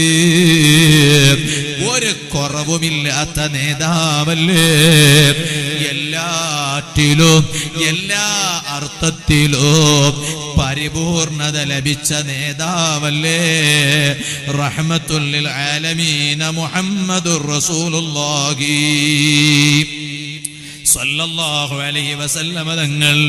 അതുകൊണ്ടല്ലേ അബ്ദുല്ലാഹി ഇബ്നു അബ്ബാസ് റളിയല്ലാഹു അൻഹു മഹാനവരുകൾ നബി സല്ലല്ലാഹു അലൈഹി വസല്ലം തങ്ങളുടെ ജനനത്തെ കുറിച്ച് വിശദീകരിച്ച് പറയുമ്പോൾ പറയുന്നത് കാണാം. ഹബീബായ തങ്ങൾ ആദ്യം എന്തായിരുന്നു? നൂറം ബൈന യദയില്ലാഹി അസ്സ വജല്ല, അല്ലാഹുവിന്റെ മുന്നിലുള്ള ഒരു പ്രകാശമായിരുന്നു. ആദ്യം മനുഷ്യരൂപം പ്രാപിക്കുന്നതിനു മുമ്പ് ആദ്യമായി നബി സല്ലല്ലാഹു അലൈഹി വസല്ലം തങ്ങൾ അല്ലാഹുവിന്റെ മുന്നിൽ ഒരു പ്രകാശമായിരുന്നു. ആദം നബി അലൈഹിസ്സലാം മനുഷ്യ പിതാവല്ലേ, ഒന്നാമത്തെ മനുഷ്യരായി നമ്മൾ പറയുന്നത് ആദം നബി അലൈഹിസ്സലാമിനെയല്ലേ. ആ ആദം നബി അലൈഹിസ്സലാമിനെ അല്ലാഹു പടക്കുന്നതിന് അതേ 2000 വർഷങ്ങൾക്ക് മുമ്പ്, ആദം നബി അലൈഹിസ്സലാമിനെ അല്ലാഹു പടക്കുന്നതിന്റെ 2000 വർഷങ്ങൾക്ക് മുമ്പ് അല്ലാഹു തആല നബി സല്ലല്ലാഹു അലൈഹി വസല്ലം തങ്ങളുടെ പ്രകാശത്തെ പടച്ചു വെച്ചു. ആ പ്രകാശം മിണ്ടാതിരുന്നില്ല. യുസബ്ബിഹു ദാലിക്കൻ നൂർ, അല്ല പടച്ച ആ പ്രകാശം തസ്ബീഹ് ചൊല്ലാൻ തുടങ്ങി. ഹബീബായ നബി സല്ലല്ലാഹു അലൈഹി വസല്ലം തങ്ങളുടെ ആ പ്രകാശം അത് തസ്ബീഹ് ചൊല്ലാൻ തുടങ്ങി. വതുസബ്ബിഹുൽ മലായികതു ബിതസ്ബീഹിഹി, ഞങ്ങളെ വീട്ടിൽ ഇന്നും ഞങ്ങൾ ഓതാറുള്ള മങ്കൂസ് മൗലിദിൽ ഈ വിഷയമുണ്ടല്ലോ.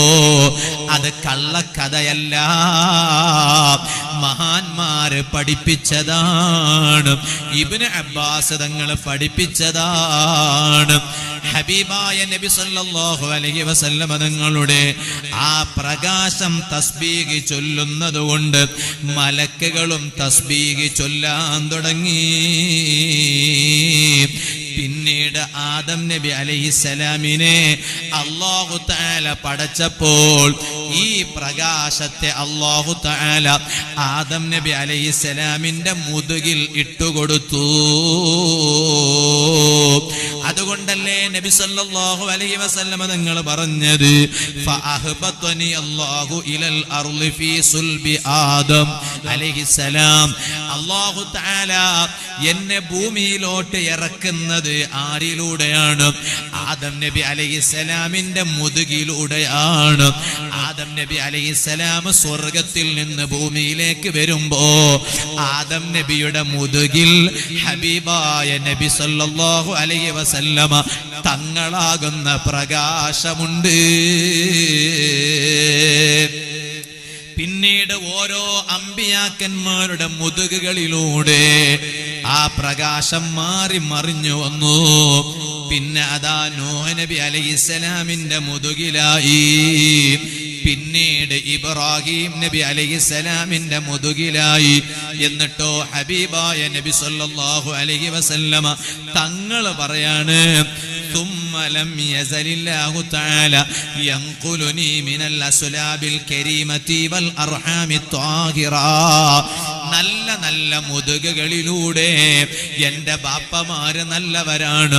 നല്ല നല്ല ഗർഭപാത്രങ്ങളിലൂടെ എന്റെ ഉമ്മമാര് നല്ലവരാണ്. ഞാനിതാ ഇങ്ങനെ മറിഞ്ഞു മറിഞ്ഞു വന്നു. ഹത്താ അഖറജനിയ മിൻ ബൈനി അബവയ്യ, എന്റെ റബ്ബ് എന്നെ എന്റെ രണ്ട് മാതാപിതാക്കളില്ലേ, ബാപ്പയായ അബ്ദുള്ള റളിയല്ലാഹു അൻഹു, ആ ബാപ്പാന്റെ മുതുകിലൂടെ എന്റെ ഉമ്മയായ ആമിന ബീവി റളിയല്ലാഹു അൻഹാ, ആമിന ബീവിയുടെ ഗർഭപാത്രത്തിൽ അല്ലാഹു വെച്ചു കൊടുത്തു. അവിടുന്നാണ് ഞാൻ പിന്നെ പുറത്തു വരുന്നത് എന്ന് റഹ്മത്തുൽ ലിൽ ആലമീന മുഹമ്മദുർ റസൂലുള്ളാഹി സല്ലല്ലാഹു അലൈഹി വസല്ലം തങ്ങളെ പഠിപ്പിച്ചു. ഇത് ഞാനും നിങ്ങളും അറിയേണ്ടതല്ലേ, ഞാനും നിങ്ങളും പഠിക്കേണ്ടതല്ലേ, ഞാനും നിങ്ങളും മനസ്സിലാക്കേണ്ടതല്ലേ. അതുകൊണ്ടല്ലേ ജീവിതത്തിലെ ഏറ്റവും കൂടുതൽ പഠിക്കേണ്ടുന്നത് ആരെക്കുറിച്ചാണെന്ന് ചോദിച്ചാൽ ഒറ്റ മറുപടിയേയുള്ളൂ, അത് എന്റെ ഹബീബായ മുഹമ്മദുർ റസൂലുള്ളാഹി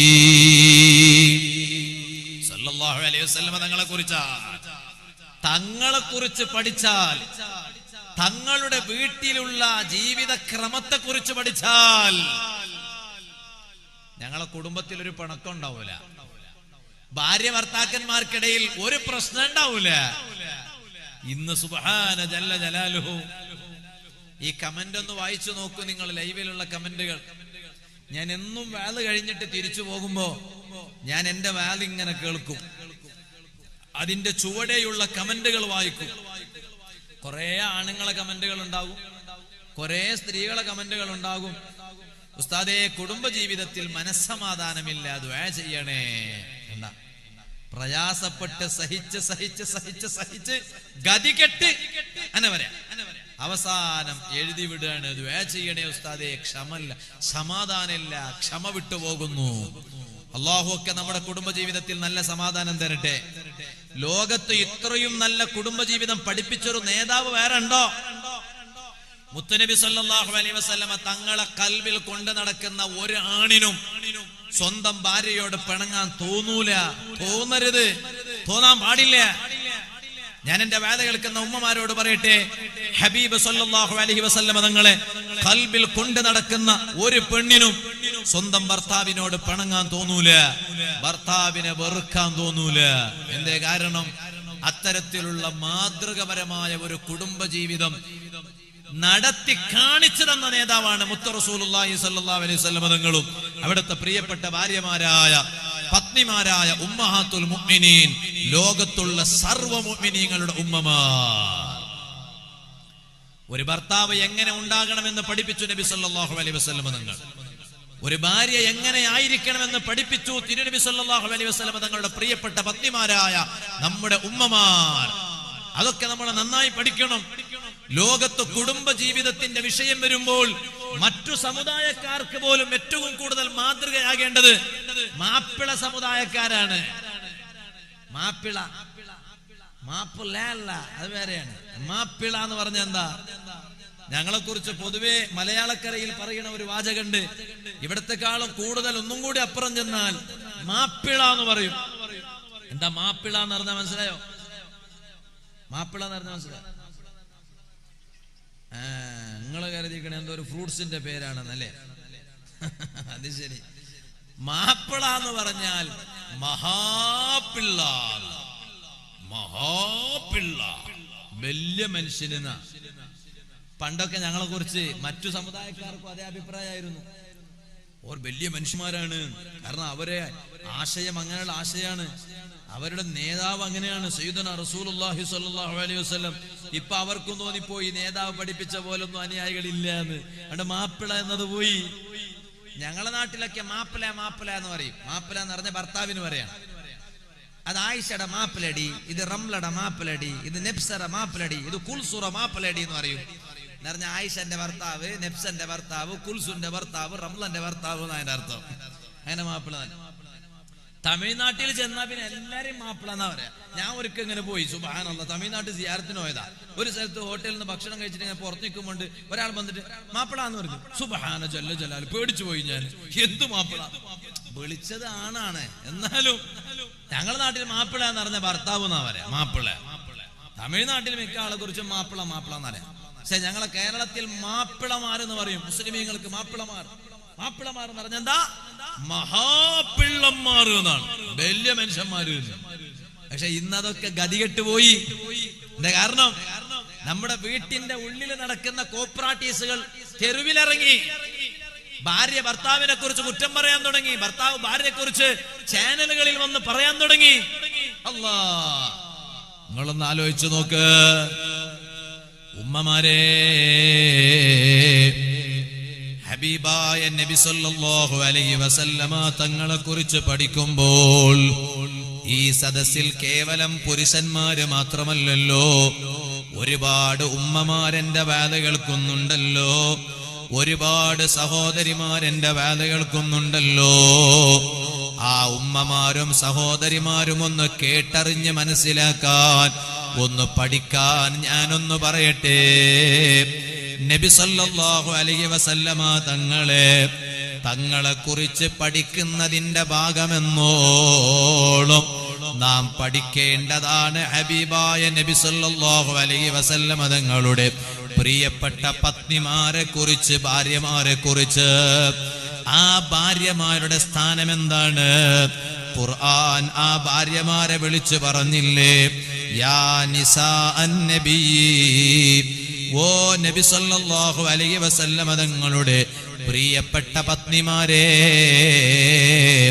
ലസ്തുന്ന കഅഹദിൻ മിനൻ നിസാ, നിങ്ങൾ മറ്റു സ്ത്രീകളെ പോലെയല്ല, നിങ്ങൾ മറ്റു സ്ത്രീകളെ പോലെയല്ല, കണ്ണംകുളത്തുള്ള സ്ത്രീകളെ പോലെയല്ല നബി സല്ലല്ലാഹു അലൈഹി വസല്ലമ തങ്ങളുടെ ഭാര്യമാർ.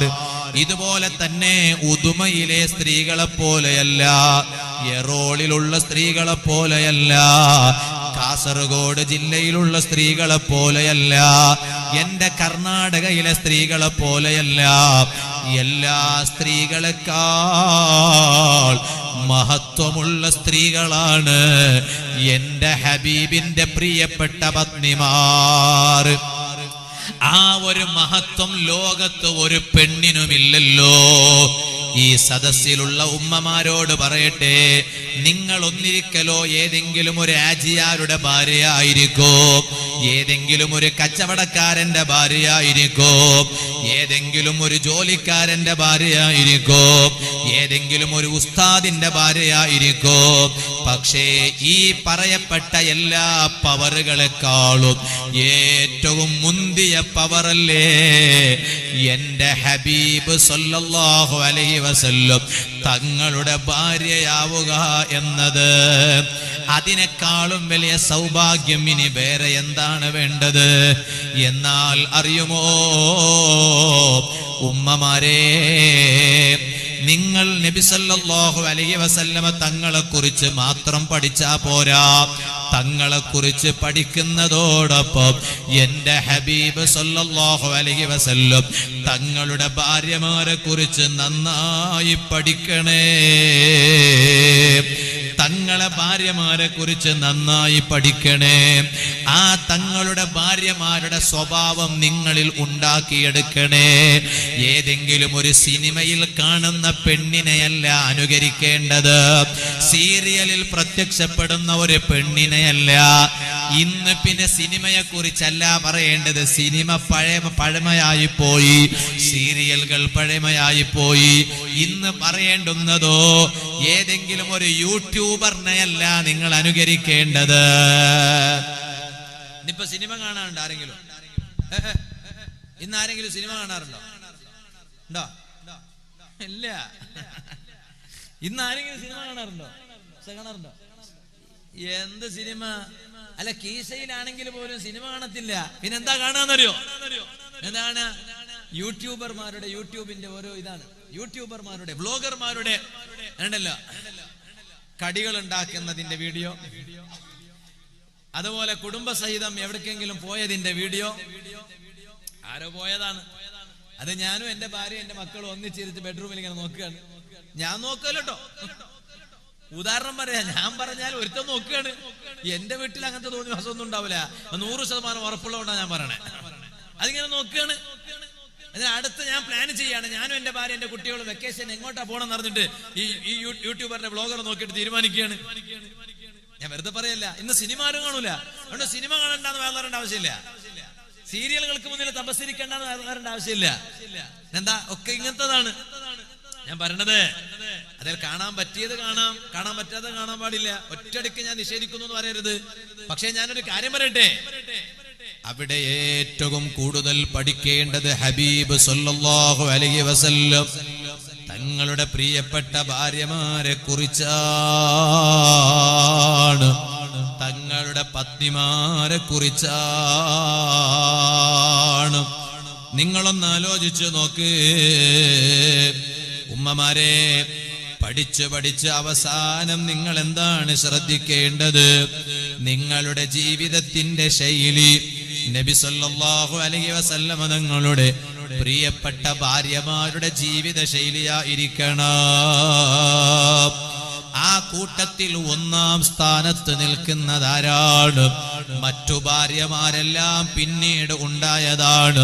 തങ്ങൾക്ക് ഒരു തുണയുമില്ലാത്ത സമയത്ത് കൂടെ തുണയായി ഉമ്മാന്റെ സ്ഥാനത്ത് നിന്ന്, ഭാര്യയുടെ സ്ഥാനത്ത് നിന്ന്, മകളുടെ സ്ഥാനത്ത് നിന്ന് എല്ലാം ചെയ്തു കൊടുത്തതാരാൻ?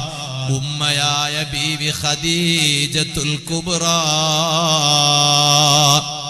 റളിയല്ലാഹു അൻഹാ.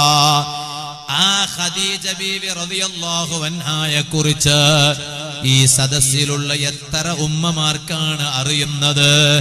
ഖദീജ ബീവിയുടെ പേരിൽ ദിവസവും ഒരു ഫാത്തിഹ ഓതുന്ന ഉമ്മമാരുണ്ടോ? യാസീന് പോകട്ടെ, എന്റെ ഹബീബിന് ആരുമില്ലാത്ത സമയത്ത് ഉമ്മാന്റെ സ്ഥാനത്ത് ഒരു ഉമ്മയായി നിന്ന്, ഭാര്യയുടെ സ്ഥാനത്തൊരു ഭാര്യയായി നിന്ന്, ജ്യേഷ്ഠത്തിയുടെ സ്ഥാനത്തൊരു ജ്യേഷ്ഠത്തിയായി നിന്ന്. കാരണം മുത്തുനബി സല്ലല്ലാഹു അലൈഹി വസല്ലം തങ്ങൾ ഖദീജ ബീവിയെ വിവാഹം കഴിക്കുമ്പോൾ ഹബീബായ തങ്ങൾക്ക് 25 വയസ്സാണ്. ഖദീജ ബീവി റളിയല്ലാഹു അൻഹുവിന് 15 വയസ്സ് കൂടുതലാണ്, അഥവാ 40 വയസ്സാണ്. അപ്പോൾ ഏട്ടത്തിയുടെ സ്ഥാനത്ത് നിന്ന് ഒരു ജേട്ടത്തിയായി, മകളുടെ സ്ഥാനത്ത് നിന്ന് ഒരു മകളായി, എല്ലാ അർത്ഥത്തിലും കൂടെ തുണയായി നിന്ന ഖദീജ ഉമ്മയുടെ പേരിൽ എന്നും രാത്രി ഒരു ഫാത്തിഹ ഓതി കിടന്നുറങ്ങുന്ന ഏതെങ്കിലും ഒരു ഉമ്മ ഈ കണ്ണംകുളം പള്ളി പരിസരത്തിരുന്ന് എന്റെ വാല് കേൾക്കുന്നുണ്ടോ? ഉണ്ടെന്നാണോ മറുപടി? നിങ്ങളെ ഖദീജ ഉമ്മ കൈവിടൂല.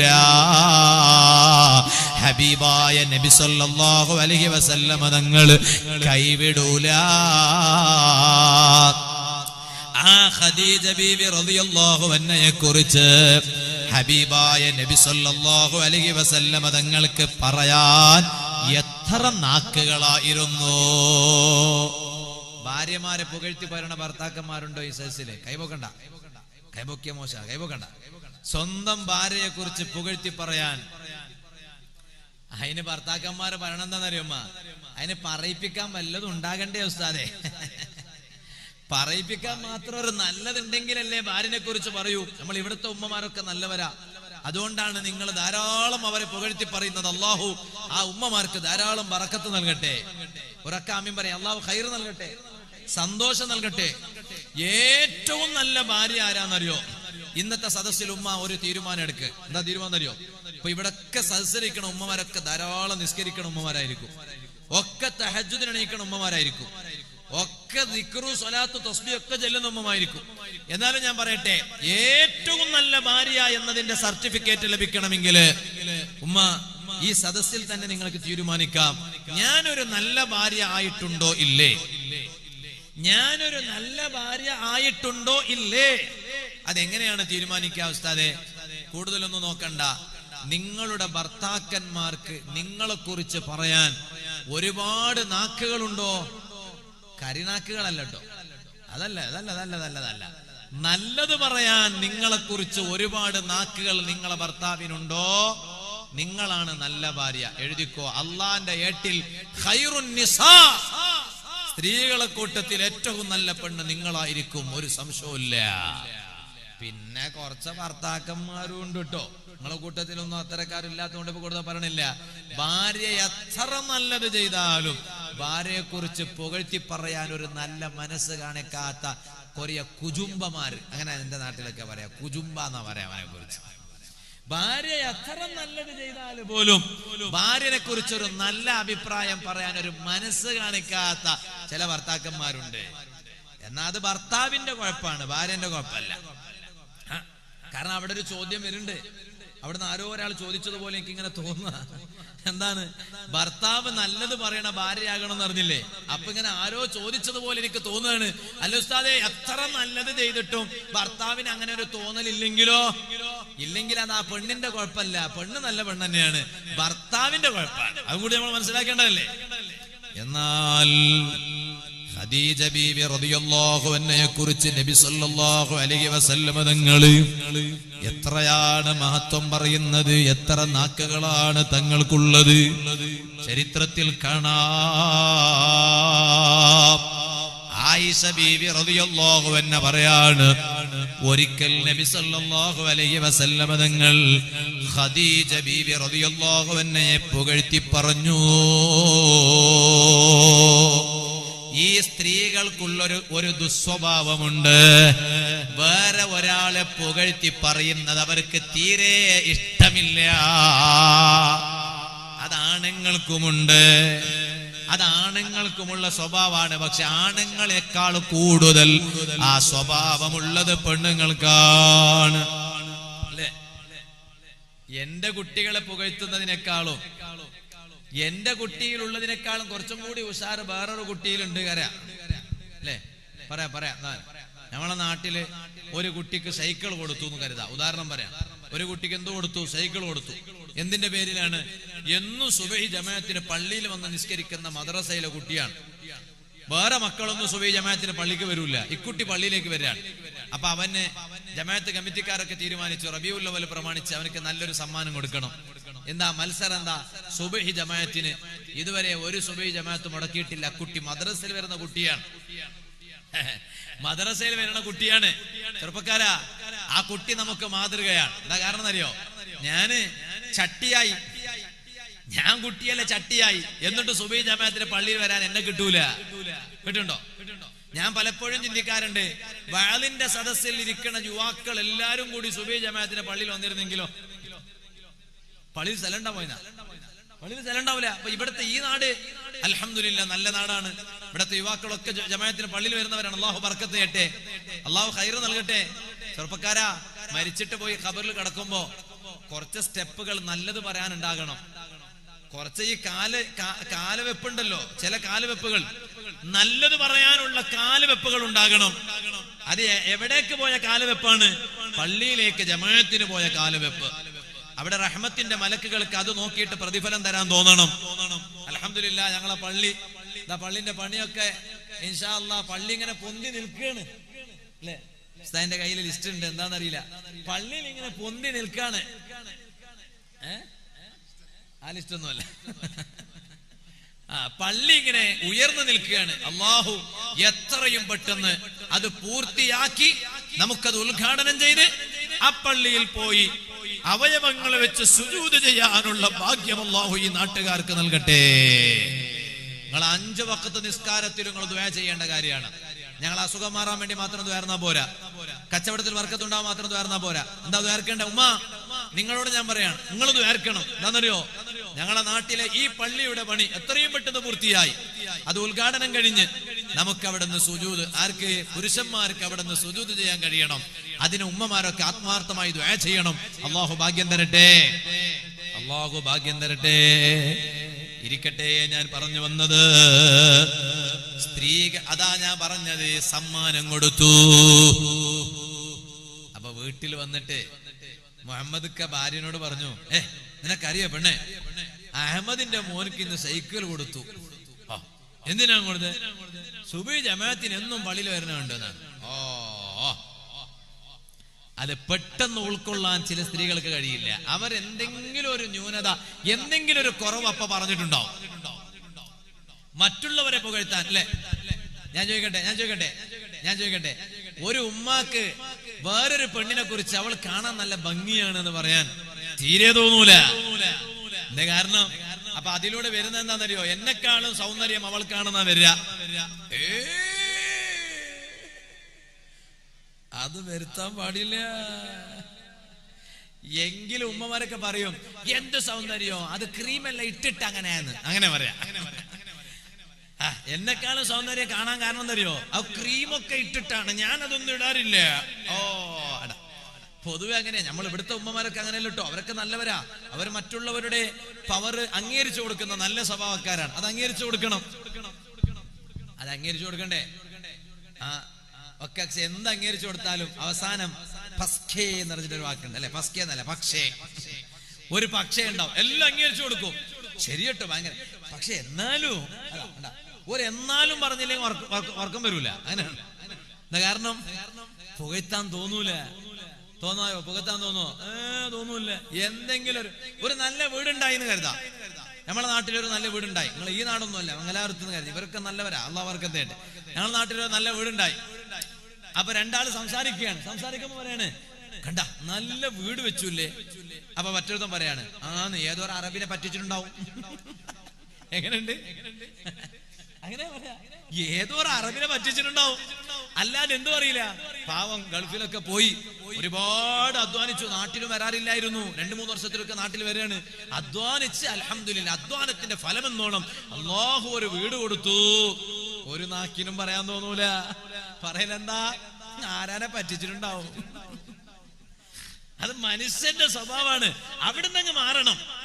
മാറിയിട്ട് മറ്റുള്ളവന്റെതൊക്കെ അംഗീകരിക്കേണ്ടതൊക്കെ അംഗീകരിച്ചു കൊടുക്കണം. എന്നാലേ ഖൽബ് ശുദ്ധിയായിട്ടുണ്ട് എന്നതിന്റെ ലക്ഷണം. ഇരിക്കട്ടെ, ഞാൻ ഇപ്പൊ അതിലേക്ക് കിടക്കണില്ല. ആയിഷ ബീവി റളിയല്ലാഹു അൻഹാ, സമയം ഇങ്ങനെ പോവാണ്. ഞാൻ 10:15 വരെ വഅദ് പറയണമെന്നാ ചിന്തിച്ചത്. ഇപ്പൊ 10 മണി തന്നെ കഴിഞ്ഞു. നമുക്ക് ചുരുക്കി വരാം. എന്റെ വഅദിന്റെ പ്രഭാഷണത്തിന്റെ അവസാനത്തെ ഭാഗത്തേക്ക് വരികയാണ്. ഹബീബായ നബി സല്ലല്ലാഹു അലൈഹി വസല്ലം തങ്ങൾ അതേ ഖദീജ ബീവി റളിയല്ലാഹു അൻഹ ഇങ്ങനെ പുകഴ്ത്തുന്നു. ഈ പുകഴ്ത്തുന്നത് ആരാണ് കേട്ടത്? ആയിഷ ബീവി റളിയല്ലാഹു അൻഹ കേട്ടുപോയി. ഉടനെ ആയിഷ ബീബി റളിയല്ലാഹു അൻഹ ഹബീബായ നബി സല്ലല്ലാഹു അലൈഹി വസല്ലം തങ്ങളോട് ചോദിച്ചു, നബിയേ, മാ തദ്കുറു മിൻ അജൂസ്. എപ്പ നോക്കിയാലും ആ കിളവിയെ കുറിച്ച് തന്നെയാണോ പറയാനുള്ളത് നബിയേ? നബി സല്ലല്ലാഹു അലൈഹി വസല്ലം തങ്ങളെ കല്യാണം കഴിക്കുമ്പോ ഖദീജ ബീവി റളിയല്ലാഹു അൻഹാക്ക് 40 വയസ്സല്ലേ? പ്രായമുള്ള മഹദിയല്ലേ? ആ കിളവിയെ കുറിച്ച് തന്നെയാണോ പറയാനുള്ളത് എന്ന് പറഞ്ഞാൽ അങ്ങനെ പറഞ്ഞു എന്ന് നിങ്ങൾ തെറ്റിദ്ധരിക്കരുത്. ആയിഷ ബീവിക്ക് ഖദീജ ബീവിയോട് ബഹുമാനമില്ലാതെയായി പോയി എന്ന് പറയരുത്. കാരണം എന്തേ? ഈ സംഭവങ്ങളെല്ലാം പിന്നീട് ജനങ്ങൾക്ക് എത്തിച്ചു കൊടുക്കുന്നത് ആയിഷ ബീവിയാണ്. ഖദീജ ബീവിയെ കുറിച്ച് നബി തങ്ങൾ ഇങ്ങനെ പറഞ്ഞു, അങ്ങനെ പറഞ്ഞു എന്നെല്ലാം പറയുന്നത് ആയിഷ ബീവിയാണ്. അങ്ങനെ ഒരു അസൂയ ആയിഷ ബീവി റളിയല്ലാഹു അൻഹാക്ക് ഖദീജ ബീവിയിൽ ഉണ്ടായിരുന്നുവെങ്കിൽ ആയിഷ ബീവിക്ക് ഇതെല്ലാം മൂടി വെക്കാമായിരുന്നു. പക്ഷേ മൂടി വെച്ചില്ല.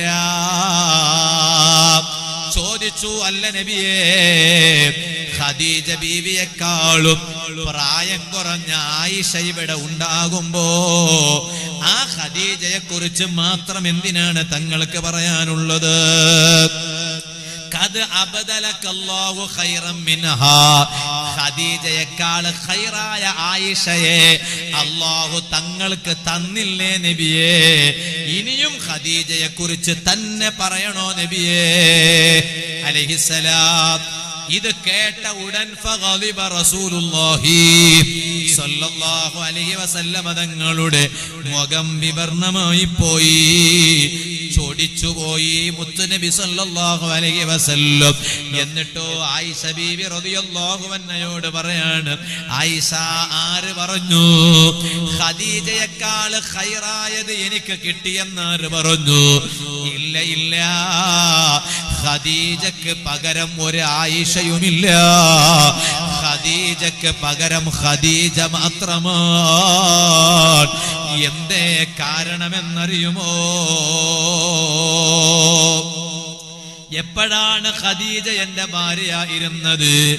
ആളുകൾ ഞാനൊരു കള്ളനാണെന്ന് പറയുമ്പോൾ എന്നെ കൊണ്ട് വിശ്വസിക്കാൻ അന്ന് ആയിഷ ഉണ്ടായിരുന്നില്ല, അന്ന് സൈനബ് ഉണ്ടായിരുന്നില്ല, അന്ന് സൗദയുണ്ടായിരുന്നില്ല, അന്ന് ജുവൈരിയ ഉണ്ടായിരുന്നില്ല റളിയല്ലാഹു അൻഹുന്ന.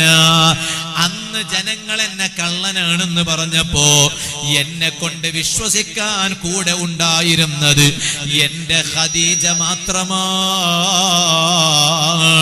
ഉമ്മമാരെ, ഭർത്താവിന്റെ ഏതൊരു ദുർബലമായ നിമിഷത്തു പോലും ആ ഭർത്താവിന് ധൈര്യം പകർന്നു കൊടുക്കാൻ മറ്റുള്ളവരാരും തന്നെ ഇല്ലെങ്കിലോ കൂടെ എപ്പോഴും ഉണ്ടാകേണ്ടുന്നത് ജീവിത പങ്കാളികളായ ഭാര്യമാരാണല്ലോ.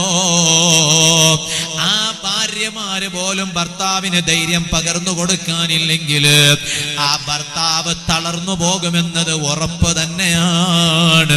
അതുകൊണ്ടാണ് തളർന്നു പോകുന്ന സമയത്ത്, തളർന്നിരിക്കേണ്ടുന്ന സമയത്ത് മുത്തുനബി സല്ലല്ലാഹു അലൈഹി വസല്ലമ തങ്ങളാകുന്ന എനിക്ക് ധൈര്യം പകർന്നു തന്നത് എന്റെ ഖദീജയാണ്,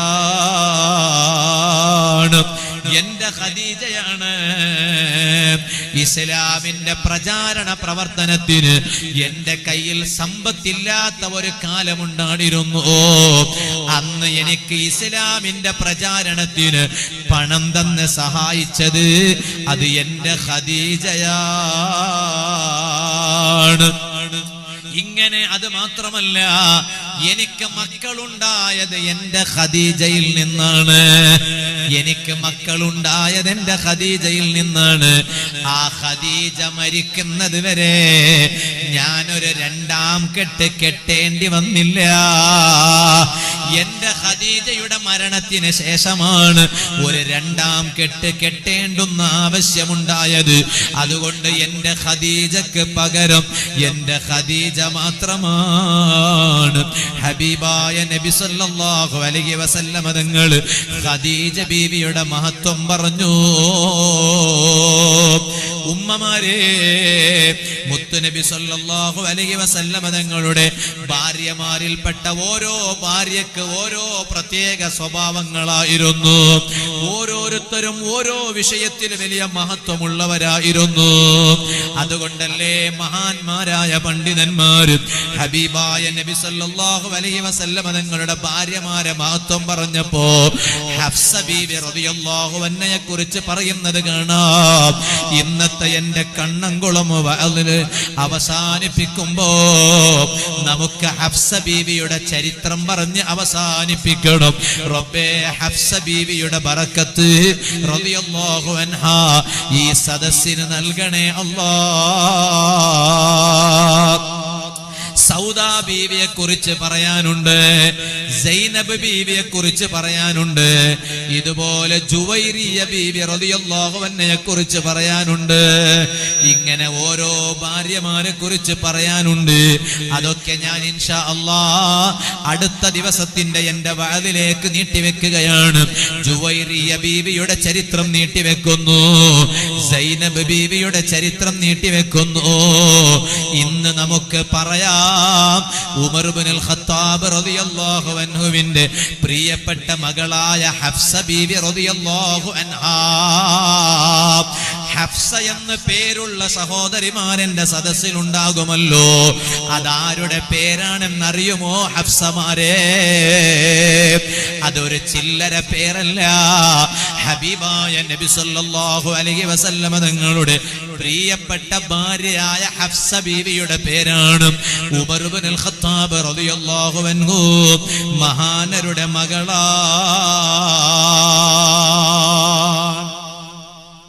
പക്ഷെ സ്ത്രീ ഹഫ്സ ബീവി റളിയല്ലാഹു അൻഹുവിന്റെ ജീവിതത്തിൽ ഒരു ചെറിയ വിഷയം ഉണ്ടായിക്കോളും. ഹഫ്സ ബീവി റളിയല്ലാഹു അൻഹയുടെ ജീവിതത്തിൽ ഒരു ചെറിയ വിഷയം ഉണ്ടായിക്കോളും. എന്താണെന്നറിയോ? ഹഫ്സ ബീവിയും ആയിഷ ബീവിയും വല്ലാത്ത സ്നേഹബന്ധമാണ് റളിയല്ലാഹു അൻഹുമാ. എന്താ കാരണം എന്നറിയോ? ഹഫ്സ ബീവി റളിയല്ലാഹു അൻഹയുടെ പിതാവ് ആരാണ്? ഉമർ ഇബ്നുൽ ഖത്താബ് തങ്ങളാണ്. ആയിഷ ബീവി റളിയല്ലാഹു അൻഹയുടെ ബാപ്പ ആരാണ്? ആരാണെന്ന് പറയും. ആയിഷ ബീവി റളിയല്ലാഹു അൻഹയുടെ ബാപ്പ ആരാണ്? ഒന്ന് പറയും മനുഷ്യ. ആയിഷ ബീവി റളിയല്ലാഹു അൻഹയുടെ ബാപ്പ ആരാണ്? എന്ത് ചങ്ങായി, ഒന്ന് ഇളകട്ടെ, ഒന്ന് പറയും. ആയിഷ ബീവി റളിയല്ലാഹു അൻഹയുടെ ബാപ്പ ആരാണ്? എത്ര കൂളായിട്ട് പറയാം. സയ്യിദുന അബൂബക്കർ സിദ്ദീഖ്. ബഷീർ പറഞ്ഞു. എല്ലാരും പറഞ്ഞു. ബഷീർ ഉറക്കെ പറഞ്ഞു, മറ്റുള്ളവരൊക്കെ ഒരു പാകത്തിൽ പറഞ്ഞു. അതിനുണ്ടല്ലോ എല്ലാവർക്കും അറിയാം ആയിഷ ബീവി റളിയല്ലാഹു അൻഹയുടെ ബാപ്പാന്റെ ആരാണ്? അബൂബക്കർ സിദ്ദീഖ്. അബൂബക്കർ സിദ്ദീഖ് തങ്ങളും ഉമർ ഇബ്നുൽ ഖത്താബ് തങ്ങളും ഭയങ്കര ബന്ധല്ലേ അല്ലേ? രണ്ടാളും ഭയങ്കര ബന്ധല്ലേ?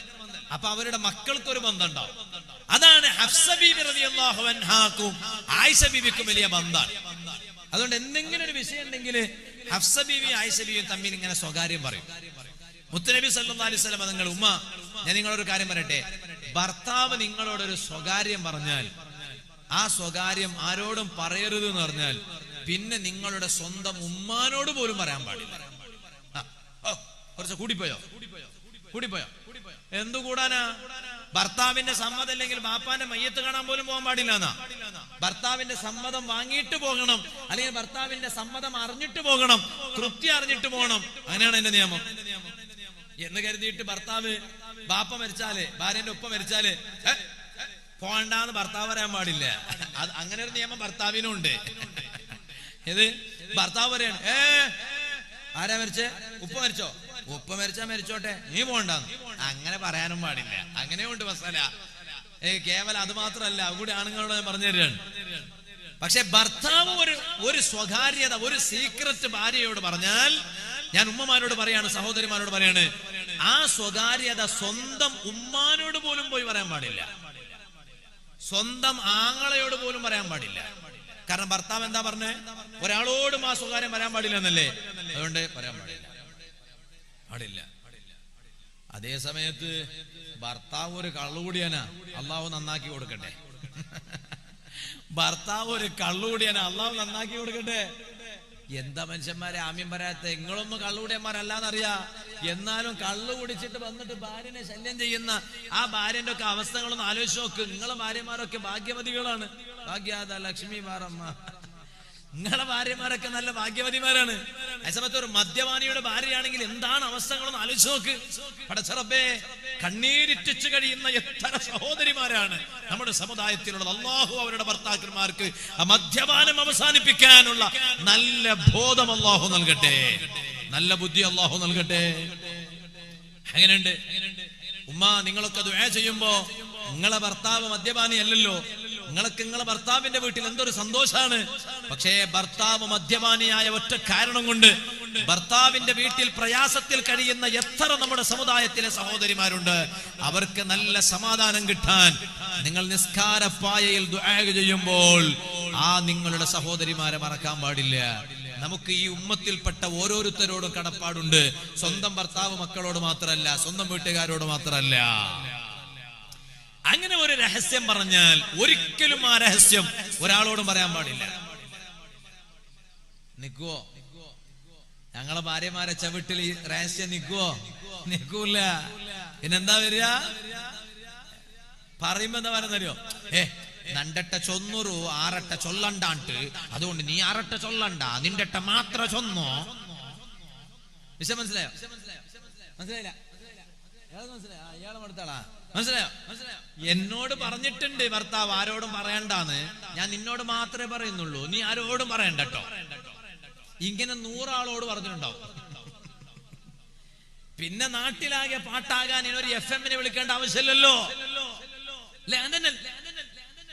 അതുകൊണ്ട് ഏറ്റവും നല്ല ഭാര്യ, ഈ നല്ല ഭാര്യ എന്ന് പറയുന്ന ഈ രണ്ട് പദങ്ങളുണ്ടല്ലോ, അത് എഴുതാനും വായിക്കാനും വളരെ എളുപ്പമാണ്.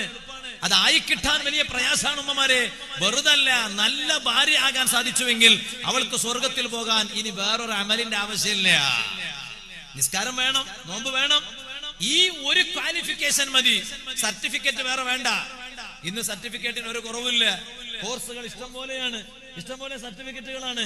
പക്ഷെ ഏറ്റവും വലിയ സർട്ടിഫിക്കറ്റ് ഏതാണെന്നറിയോ? ഓൺലൈൻ കോഴ്സിൽ ഉണ്ടാക്കിയ സർട്ടിഫിക്കറ്റ് അല്ല. സാധിക്കുമെങ്കിൽ നല്ല ഭാര്യ, അതിനേക്കാളും വലിയ സർട്ടിഫിക്കറ്റ് ഒരു സ്ഥാപനക്കാർക്കും ഒരു പെണ്ണിന് നൽകാൻ കഴിയില്ല. നല്ല ഭാര്യ. പേരിന് കുറെ കോഴ്സുകൾ ഉണ്ടായിട്ടും കാര്യമില്ല, നല്ല ഭാര്യ ആകൂല. നല്ല ഭാര്യ ആകണമെങ്കിൽ നല്ല തനം ഉണ്ടാകണം. ചുരുക്കുന്നു, ഞാൻ നിർത്താണ്. ഞാൻ പറഞ്ഞു വന്നത്, നല്ല ഭാര്യയുടെ അടയാളം ഭർത്താവിന്റെ സ്വകാര്യത. ഭർത്താവിന്റെ വീട്ടിൽ തന്നെ സൂക്ഷിക്കും, പുറത്തു കൊണ്ടുപോകില്ല.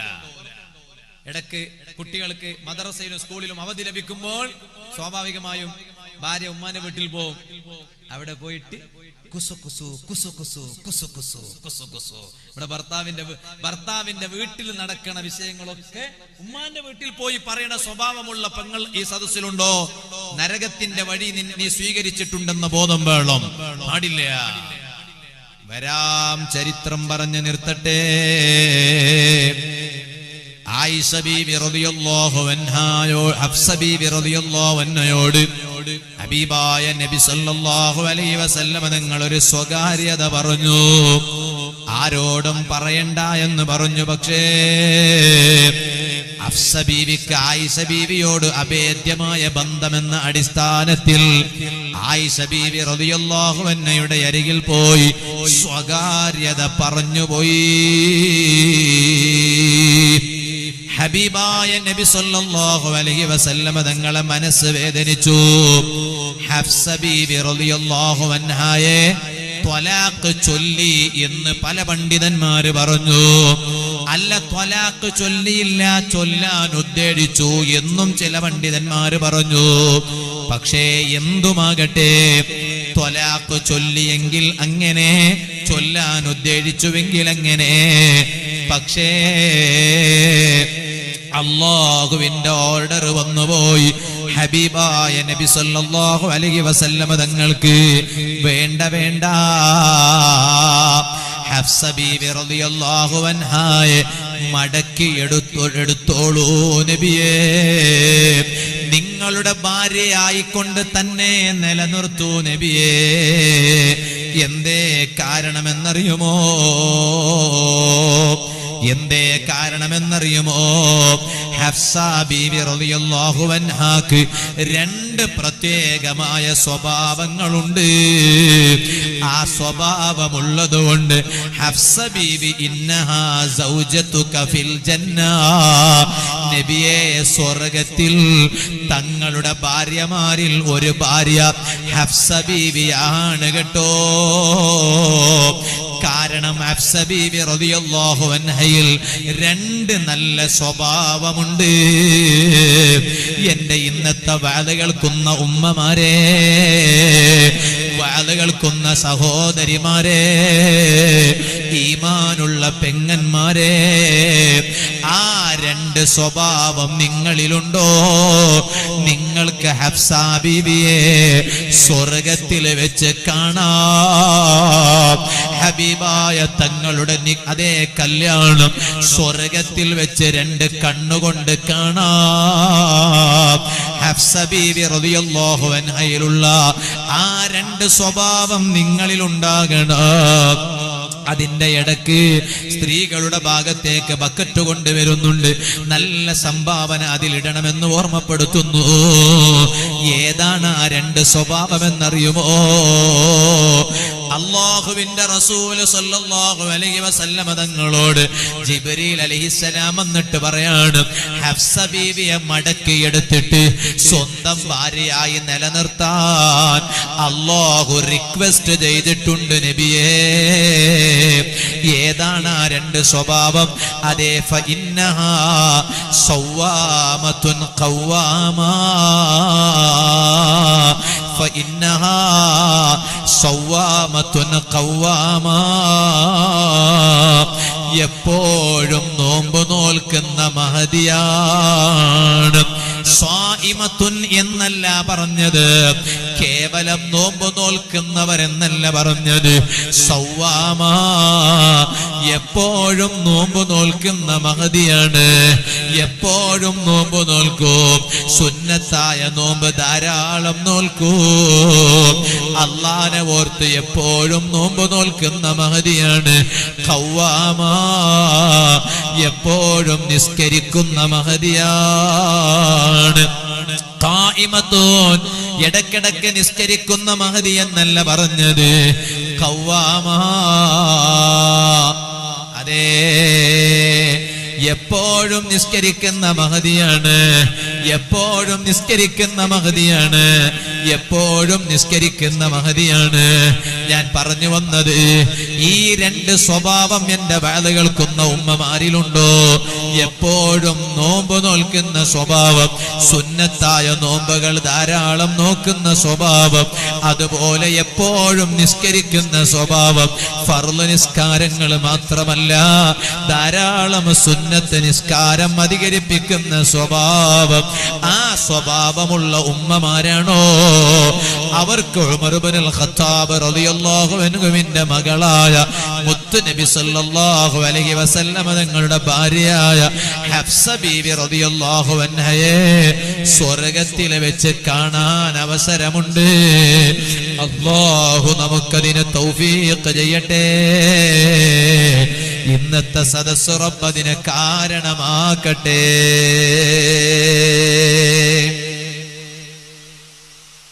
റഹ്മത്തിന്റെ മഴ ഇങ്ങനെ വർഷിക്കുകയാണ്. നമ്മളെ പരിപാടിക്ക് മുടക്കമൊന്നും വന്നില്ലല്ലോ അല്ലെ? കേൾക്കുന്നുണ്ടോ ഞാൻ പറയണേ? കേൾക്കുന്നുണ്ടോ? ഞങ്ങളെ പരിപാടിക്ക് ഒരു മുടക്കം വന്നില്ലല്ലോ അല്ലെ? അൽഹംദുലില്ലാ, നല്ല സൗകര്യം. ഇത് പരിപാടിക്ക് മാത്രം ഉണ്ടാക്കിയതല്ലേ? അൽഹംദുലില്ലാ, അങ്ങനെ ഒരു സൗകര്യം നേരത്തെ തന്നെ നമ്മുടെ കമ്മിറ്റി ഭാരവാഹികൾ, നമ്മുടെ നാട്ടിന്റെ നേതൃത്വം അങ്ങനെ ഒരു സൗകര്യം ഒരുക്കിയത് കൊണ്ട് അൽഹംദുലില്ലാ നമുക്കൊരു ബുദ്ധിമുട്ടും വന്നില്ല.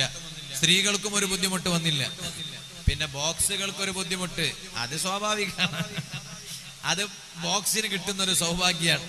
എന്നാലും സൂക്ഷിക്കണം, നല്ലതാണ് ഇൻഷാ അല്ലാഹ്.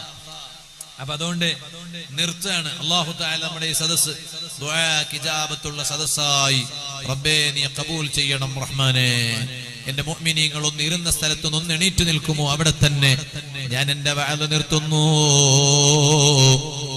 നമുക്ക് ദുആ ചെയ്ത് പിരിയണം, ഒരാളും പോകരുത്. ഇന്നത്തെ സദസ്സിൽ വെച്ച് നമുക്കൊരു നല്ല കാര്യം ചെയ്ത് പിരിയണം. എപ്പോഴാണ് മരണമെന്നറിയില്ല. എപ്പോഴാണ് മരണമെന്നറിയില്ല. പറയട്ടെ ഉമ്മമാരെ, ചില ആളുകൾക്കൊരു സ്വഭാവമുണ്ട്. അതും കൂടി ഞാൻ എന്റെ ഇന്നത്തെ വാതിൽ സൂചിപ്പിക്കുകയാണ്. പലർക്കും പലരെയും ശപിക്കുക എന്ന സ്വഭാവം അതൊരു നല്ല സ്വഭാവമേ അല്ല.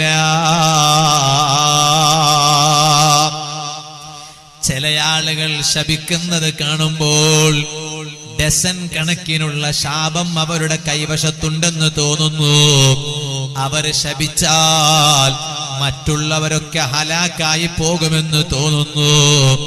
ഇല്ല ഇല്ല, പരിശുദ്ധ ഇസ്ലാം പഠിപ്പിച്ചതാണ്, നിങ്ങളാരെയും ശപിക്കാൻ പാടില്ല. ചിലര് പറയൂ നീ നന്നാകൂല, നീ മാത്രല്ല നിന്റെ മക്കള് നന്നാകൂല. ചില ഉമ്മമാരുണ്ട്, സ്വന്തം മക്കളെ ശപിക്കുന്ന ഉമ്മമാര്. അവർക്ക് ഉമ്മമാരാകാൻ യോഗ്യതയില്ല. അവരെ തെറ്റിയിട്ട് പ്രസവിച്ചതാണ്, പ്രസവിച്ചു എന്നേയുള്ളൂ. ഉമ്മമാരാകാൻ അർഹത കിട്ടിയിട്ടില്ല. ഏത് ഉമ്മാക്കും സ്വന്തം മകനെ ശപിക്കാന് തോന്നുമോ? വേറെ ചില ഉമ്മമാരുണ്ട്, മകന്റെ ഭാര്യയെ ശപിക്കുകയാണ്.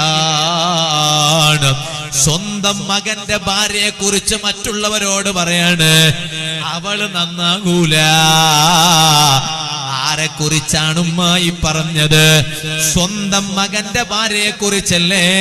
അവൾ നിങ്ങളുടെ മകളുടെ സ്ഥാനത്തല്ലേ? നിങ്ങളെ കൂടെ വീട്ടിൽ ഏത് സന്തോഷത്തിലും ദുഃഖവേളയിലും കൂടെ കഴിയുന്ന മോളല്ലേ? അവളെ ശപിക്കാൻ നിങ്ങൾക്ക് എങ്ങനെ മനസ്സ് വന്നു? ഒരിക്കലും ഒരാളെയും ലഅനത്ത് ചെയ്യാൻ പാടില്ല, ശപിക്കാൻ പാടില്ല. അത് നല്ല സ്വഭാവം അല്ലേ? അല്ല. ഇതുപോലെ എന്തെങ്കിലും തെറ്റിദ്ധാരണകൾ ഉണ്ടായിട്ട് നമ്മൾ കൂട്ടുകാരനെ ശപിക്കാൻ പാടില്ല, കൂടെയുള്ള ചങ്ങാതിയെ ശപിക്കാൻ പാടില്ല. നീ നന്നാകൂല, നിന്റെ മക്കളും നന്നാവൂല, നീ ഹലാക്കായി പോവും, നിന്റെ മക്കളും ഹലാക്കായി പോവും. ഇങ്ങനെയൊക്കെ ഡസൻ കണക്കിന് ശാപം പറഞ്ഞ് ശപിക്കുന്ന ചില വിവരദോഷികളുണ്ട്. അതിന്റെ ഒരു ദാരുണ അന്ത്യം ഞാൻ നിങ്ങളോട് പറഞ്ഞു തരട്ടെയോ? നിങ്ങൾ ഈ ശപിച്ച മനുഷ്യൻ ശപിക്കപ്പെടാൻ അർഹനല്ലാതെ വന്നാൽ ആ ശാപത്തിന്റെ തിരിച്ചടി അത് എവിടെ പോകുമെന്ന ചോദ്യമില്ലേ? അതെങ്ങോട്ട് മടങ്ങുമെന്നറിയുമോ? ശപിച്ച നിനക്ക് തന്നെ തിരിച്ചു കിട്ടിപ്പോയി. അപ്പൊ നാശം വരുന്നത് നിനക്കാണ്, നിന്റെ കുടുംബത്തിനാണ്, നിന്റെ മക്കൾക്കാണ്. അതുകൊണ്ട് ഒരിക്കലും മറ്റുള്ളവനെ ശപിക്കാൻ നോക്കണ്ട. അവൻ എന്ത് തെറ്റ് ചെയ്തിട്ടുണ്ടെങ്കിലും, നിന്നെ നശിപ്പിക്കാൻ നോക്കിയിട്ടുണ്ടെങ്കിലും നീ അവനെ ശപിക്കണ്ട. മറിച്ചു ദുആ ചെയ്തോ റബ്ബിനോട്. അവന്റെ മനസ്സൊന്ന് നന്നായി കിട്ടാൻ ദുആ ചെയ്തോ, അവന്റെ സ്വഭാവം ഒന്ന് നന്നായി കിട്ടാൻ ദുആ ചെയ്തോ. ഇത് ഞാൻ എന്റെ വഅദ കേൾക്കുന്ന സർവ്വജനങ്ങളോട് പറയാണ്. എന്റെ വഅദ നിർത്തുന്നു.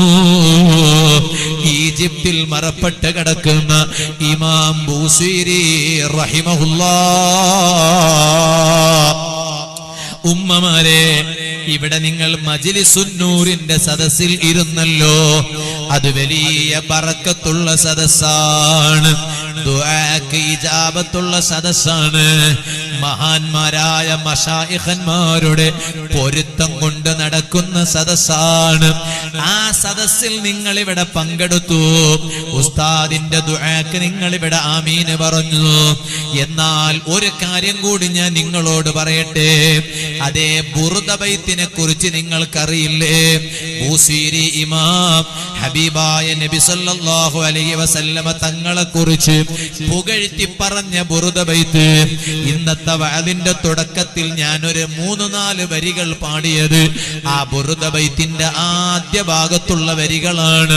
ഇനി അവിടെ നിങ്ങോട്ടുള്ള എല്ലാ വഅദുകളിലും വഅദ് നിർത്തുമ്പോൾ ബുർദ ബൈത്തിലെ ഒരു ബൈത്തങ്ങ് പാടിയിട്ട് അതിന്റെ ആശയം പറയാൻ ഉദ്ദേശിച്ചിട്ടുണ്ട്. ഇന്ന് പറയാനുള്ളത് ഇമാം ബൂസീരി തങ്ങൾ പറയാണ്. ആദത്ത് കഹാലിയല സിർരി ബിമുസ്തതിരി അനിൽ ഉശാതി വലാ ദാഇ ബിമുൻഹസിമി. എല്ലാവരും ഉറക്ക മദീനയിലേക്ക് ഒരു സ്വലാത്ത് ചൊല്ലൂ. മൗലായ صلي وسلم دائما أبدا على حبيبك خير الخلق كلهم. ബൂസീരി ഇമാമിന്റെ ഖൽബിൽ ഹബീബായ നബി സല്ലല്ലാഹു അലൈഹി വസല്ലം തങ്ങളോട് വലിയ ഇഷ്കാണ്, വലിയ പ്രണയമാണ്, വലിയ സ്നേഹമാണ്, വലിയ അനുരാഗമാണ്, വലിയ മഹബ്ബത്താണ്.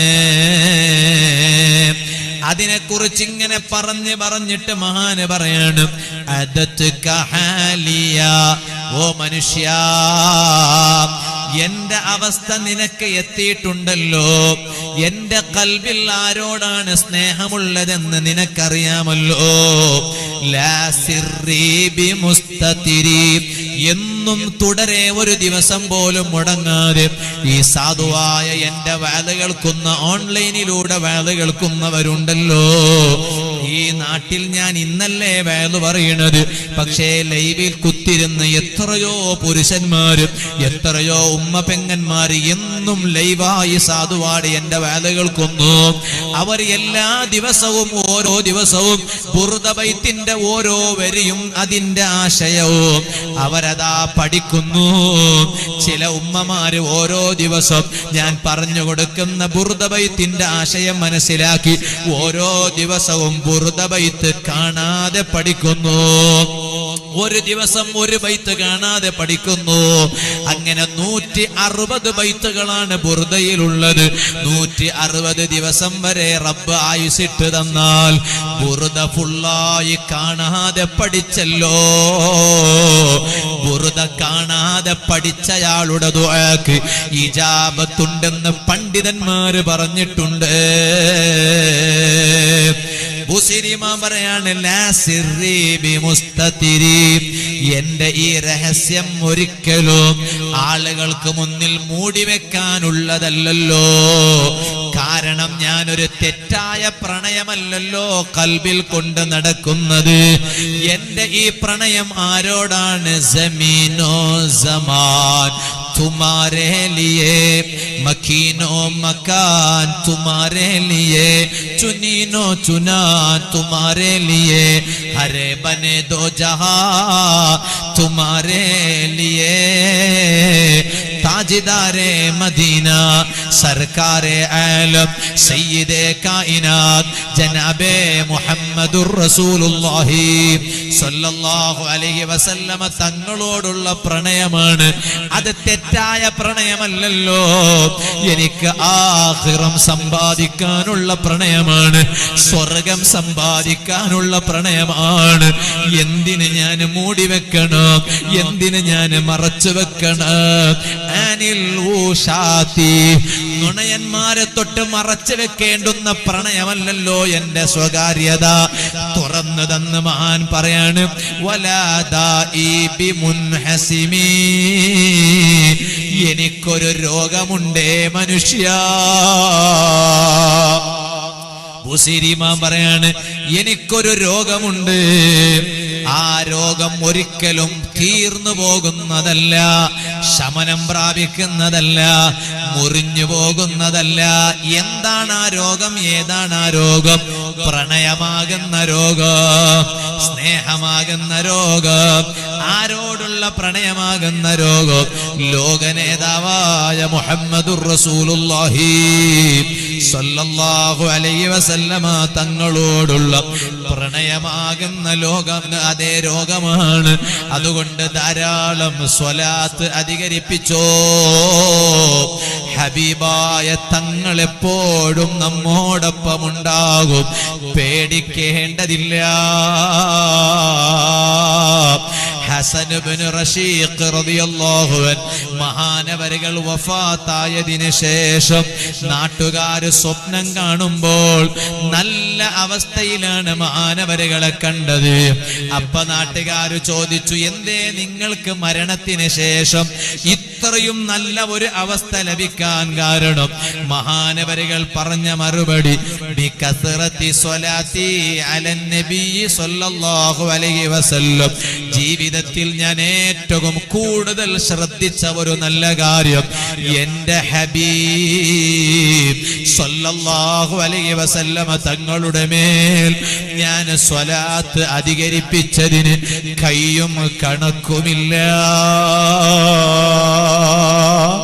അതുകൊണ്ട് കയ്യും കണക്കുമില്ലാതെ എണ്ണം തിട്ടപ്പെടുത്താൻ കഴിയാത്ത വിധം ധാരാളം എന്റെ ഹബീബ് സ്വല്ലല്ലാഹു അലൈഹി വസല്ലം തങ്ങളുടെ മേൽ സ്വലാത്ത് അധികരിപ്പിക്കണേ.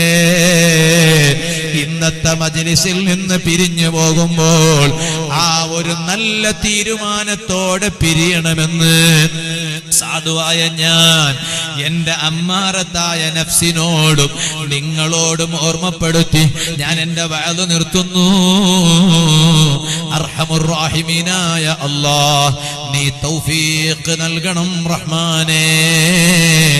അത്തരത്തിലുള്ള ഒരു ആത്മീയമായ ചൈതന്യം നുകരാൻ ഈ നല്ല ബറക്കത്തുള്ള സദസ്സ് നീ ഞങ്ങൾക്ക് കാരണമാക്കണം റഹ്മാനേ.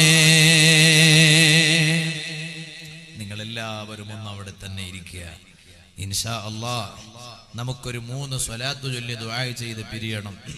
അതിന്റെ ഇടക്ക് ഈ നാട്ടിന്റെ ഏറ്റവും വലിയ സ്വപ്നമായ ഈ പള്ളി ഇല്ലേ, വേണമെങ്കിൽ ഏതെങ്കിലും ഒരു സ്പോൺസറിനെ കണ്ട് നമുക്കൊരു പള്ളി ഉണ്ടാക്കാൻ കൂടാ അല്ലെ, പള്ളി ഉണ്ടാക്കാം അല്ലെ. ഏതെങ്കിലും ഒരു അറബി, എത്ര നാടുകളിലുണ്ട്. നാളൊരു സ്ഥലത്ത് ഞാൻ അതിന് പോയി, കാസർഗോഡ് ജില്ലയിൽ തന്നെ, ഞങ്ങളെ ദൂരമൊന്നുമല്ല, അടുത്ത് തന്നെയാണ്, സ്ഥലത്തിന് പേര് വരണില്ല.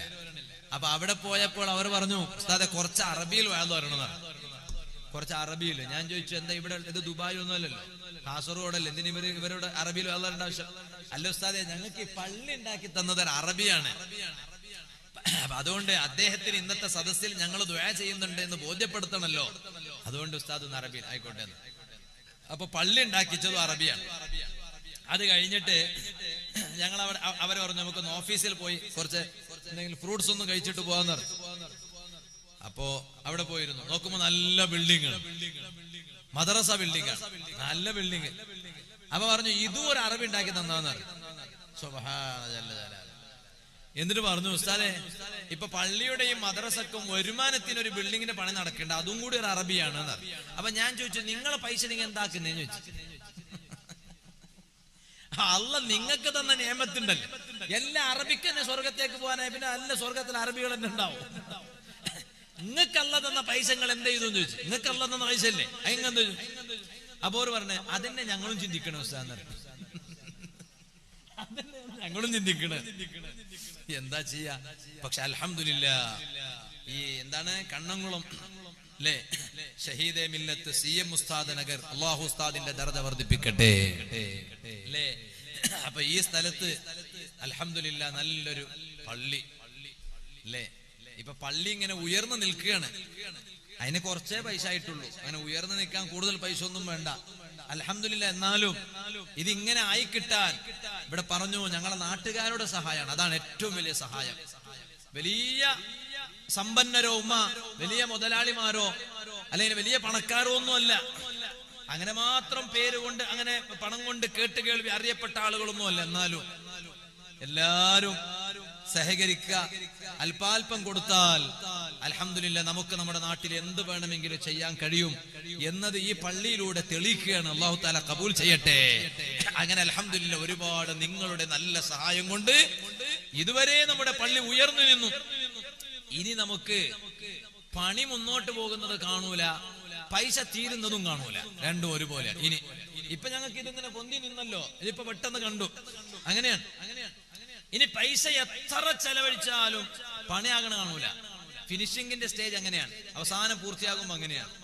ഇൻഷാ അല്ലാഹ് നമുക്കിത് നമ്മുടെ ഹയാത്ത് കാലത്ത് ഇപ്പൊ ഉള്ള ഒരാളും മരിക്കണതിന് മുമ്പ് നമുക്കിത് പൂർത്തിയാക്കി കിട്ടണം. അല്ലാഹു തൗഫീഖ് ചെയ്യട്ടെ. എന്നിട്ട് എന്തൊരു സന്തോഷാണ്. അതിന്റെ ഒരു ഉദ്ഘാടനമൊക്കെ ഉണ്ടാവൂലേ, ഉണ്ടാകും.